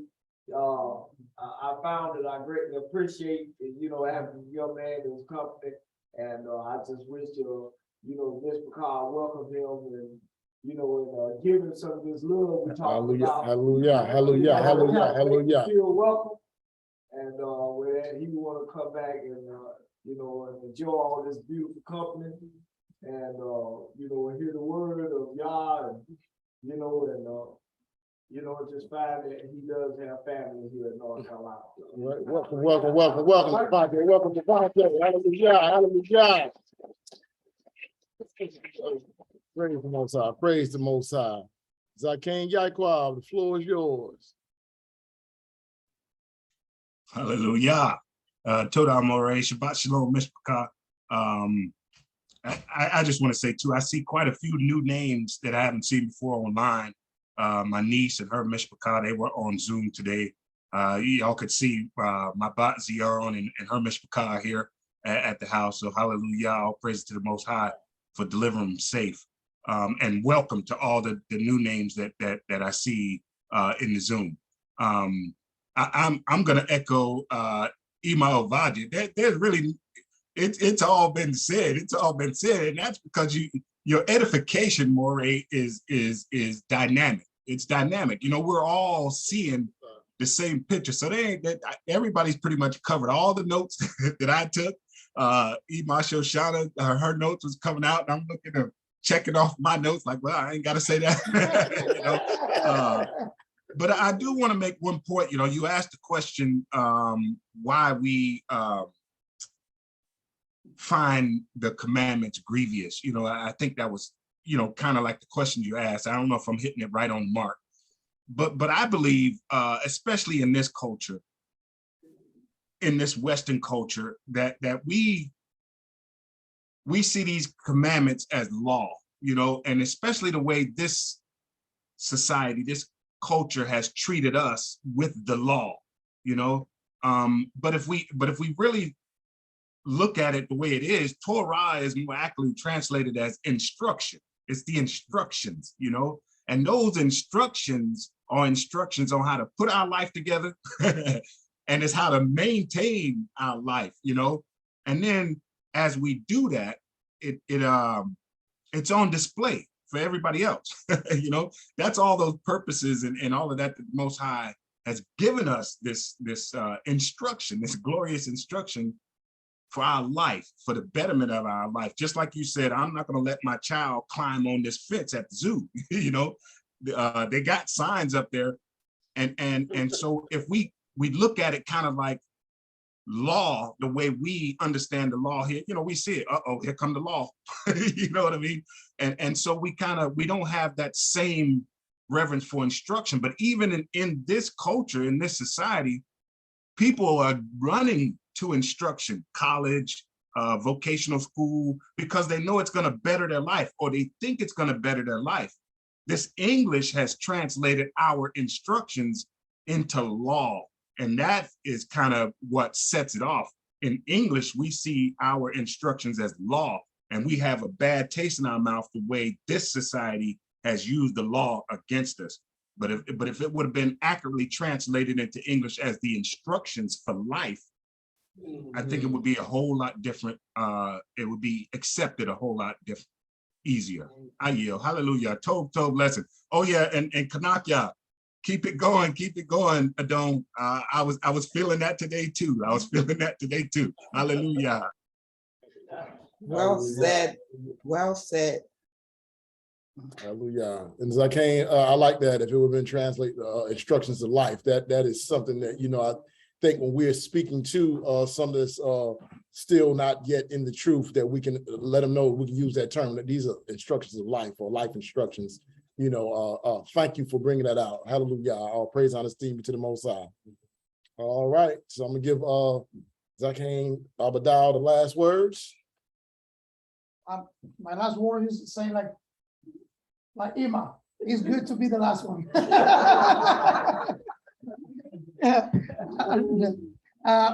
I go with what KC Chanakyah present. The way of the faith, because we see all the scripture as a seed that we can plant and make it grow, right? He said mustard seed is what, 1 millimeter. So it's a really tiny thing, right? But when we plant, it may grow really fast. And I see something on that is about why the plant have to grow if it's not to serve. Is to be provide to somebody. A tree, when you plant the seed, you have a hope, right? To get something from that work, right? So then when the tree start growing, you don't get anything from it yet, because it's what? It's kind of weak. But when that thing start growing and the root go down, and the trunk is strong, and the branches grow, you can start seeing flowers. That's Haba, seed. That's the fruit of all the works. When you put the seed in the good ground and let it grow, that faith is strong. And then when you faith strong, you become to be a servant. Hallelujah. A servant. And when you serve, you can use your fruit to give it to others. Hallelujah. You can give the wood to build. You can use the branches to build a roof. You know, your tree can be used in multiple ways.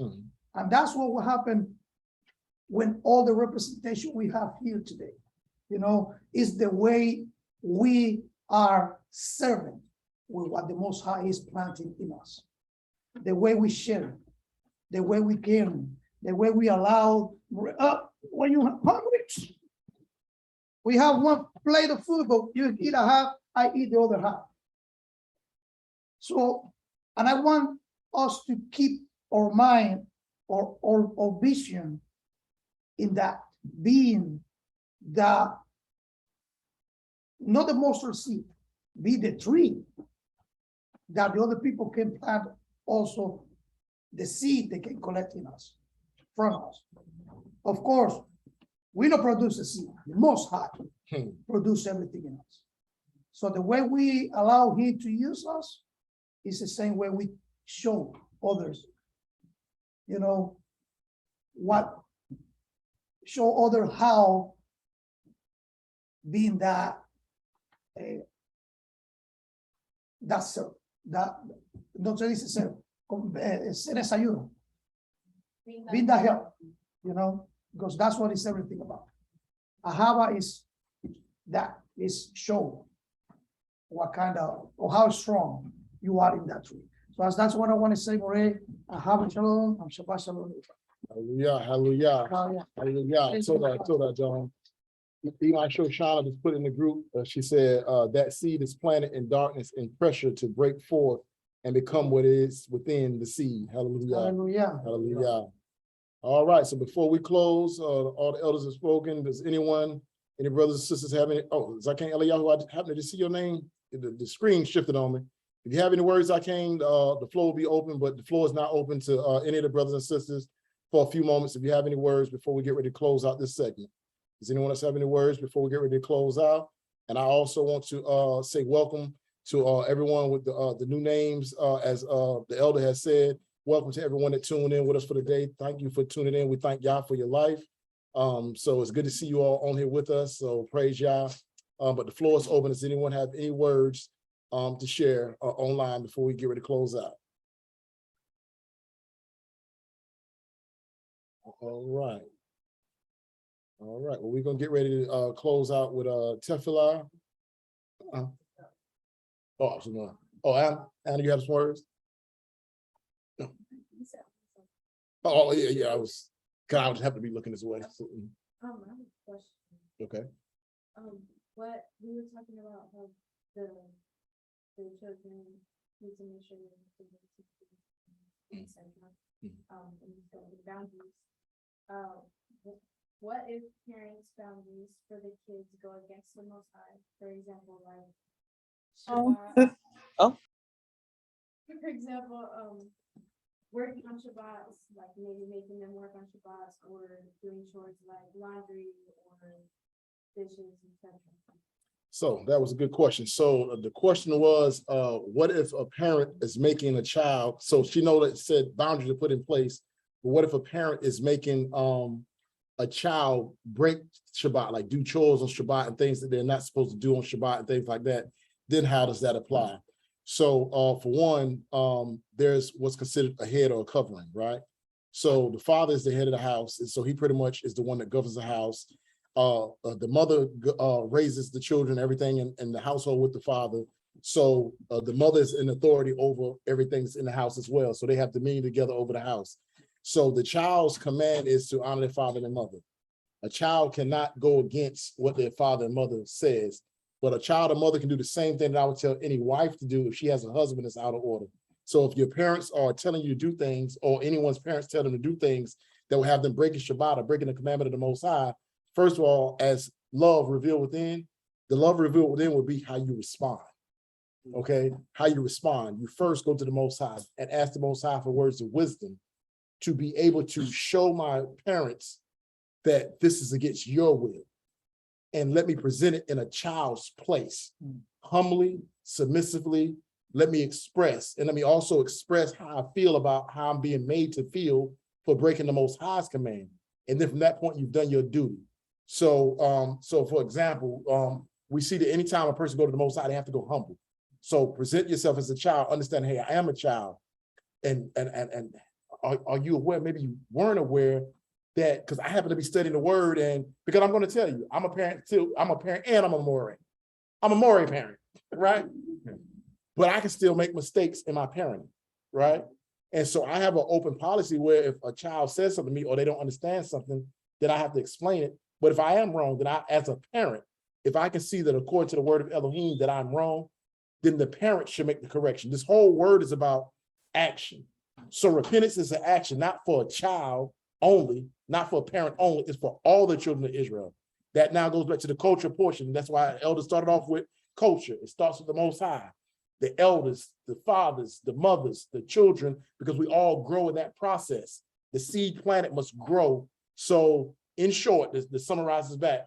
So as a child, as I tell my children, you always remain in a child place. You never say anything sassy. You never be in a rebellious manner. But, you know, I use an example from the Imam Audrey and Elder Herman would share. Elder Herman still used to like to eat shrimp when they first came to the knowledge of the truth. So, you know, he knew Shabbat and things like that, but then once he started getting to the other laws, he still liked to eat shrimp. Imam is Ishai, Elder is the head, he's the authority. Imam has to submit to elders. So they went out to eat, they would go out to eat, and sometimes elder would still get his shrimp before he really, got that part under control. And so Imam told him, you don't need to eat shrimp. So she's like, you can't order shrimp. And he was gonna go ahead and order the shrimp. Imam said, okay, well, this is my last time ever saying anything to you about it. From this point, it's between you and Yah.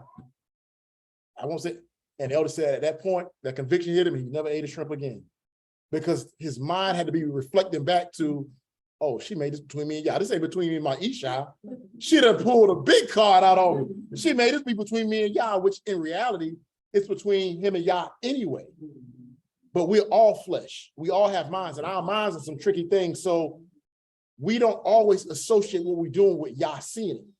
So Imam used wisdom by saying, okay, it's between you and the Most High. She switched his focus. Like, it's wrong. You know what it says. You looking at, you're going against what I'm saying. It's between you and Yah. He never ate it again. So use the wisdom that's passed down. Know how to be as a child. You can't be sassy. Well, I ain't gonna do it. If they tell you to do it, I hate to say it, it's their house, it's their rules. Because the next thing could be, well, if you ain't gonna abide by my rules, you can get out.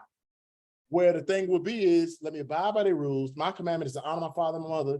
They told me to do something, so now I can use something that the commandment says, the word of Yah, to honor my father and mother. And that's the first commandment with a promise.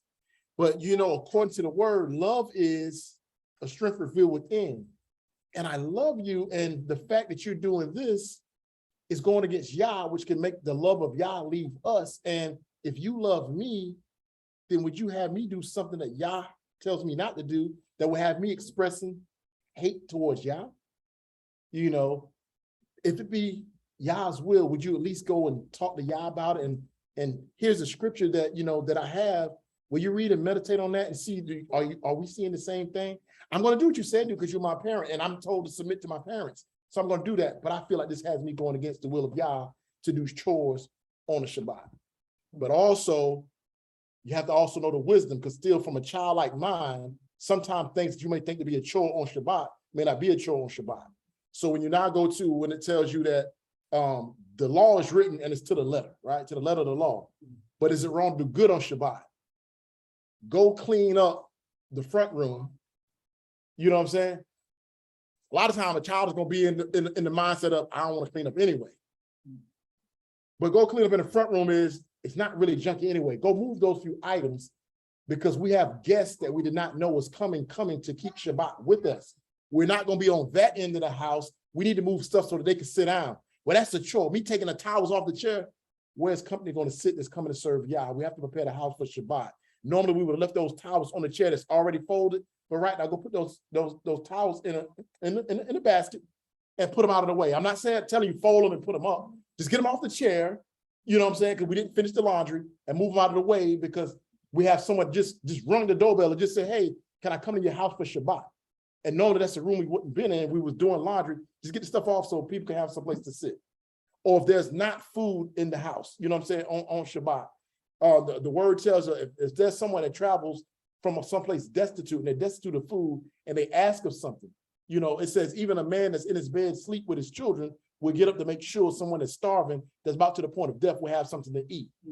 So you may not have nothing prepared, and Yah knows you would never break a Shabbat. So you could fix a sandwich. That's the easy route. That's not kindling the fire or anything. But if it comes to a point where you have a multitude of people to feed, as Messiah and them fed people, then sometimes, so you kind of also have to know when it's something to do.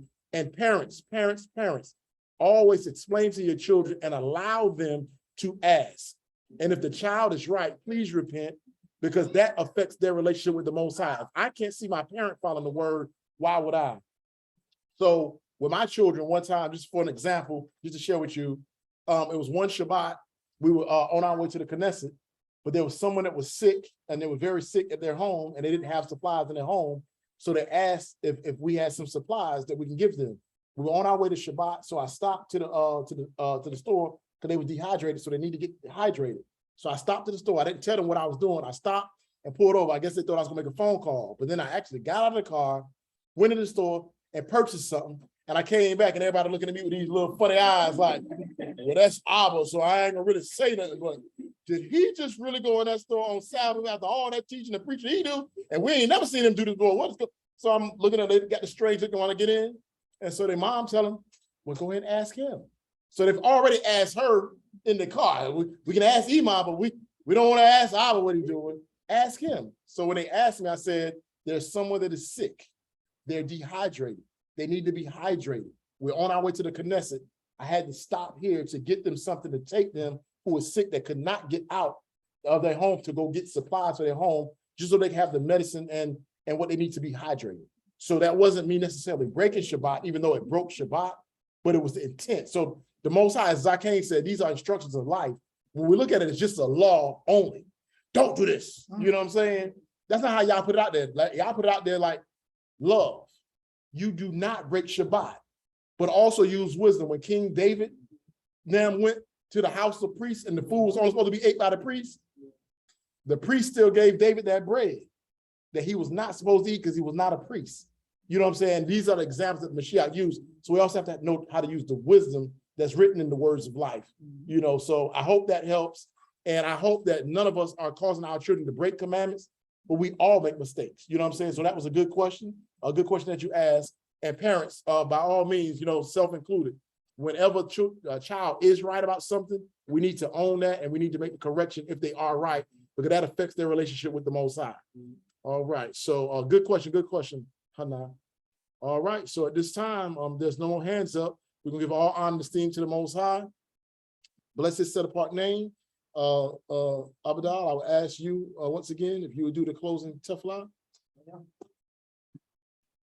Amadiam up in Yahudah, would you stand and face the east for tefillah?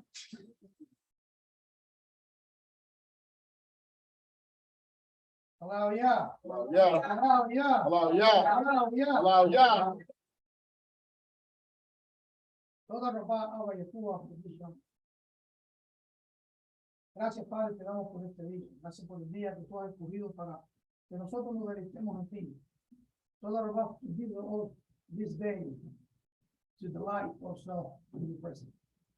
Toda ropa for the instruction. Toda ropa for everything we learned today. We ask you for forgiveness if we are lying, if we're stealing, if we are in adultery, if we are in fornication. Help us to be clear, clean, restored, renewed. Help us to be one with you and one with each other. Hallelujah. Walking in your respect, the respect you're teaching us. How to see how valuable is your heart in your life, is your love in your life. Toda Rabbah to teaching us the true love. Toda Rabbah to teaching us how to walk according to your instruction. Allow Yah for this Knesset. Allow Yah for bring us to this place of life. To see the unity, to see the way we can present the psalm that we read today. See how, behold, how wonderful it is to see all you, my son and daughters, enjoy the day, my day, with joy. Toda Rabbah for everything you do in us. We ask you, Abba, to bring unity to Israel, your nation. Help us to see the vision. Don't keep us looking at the vision. Pay attention to things that no make us wrong. I think it's time, Abba Yahuwah, I'm asking you, please, Make Israel see you and only you and nothing else but you. Help us to grow strong in the hearts.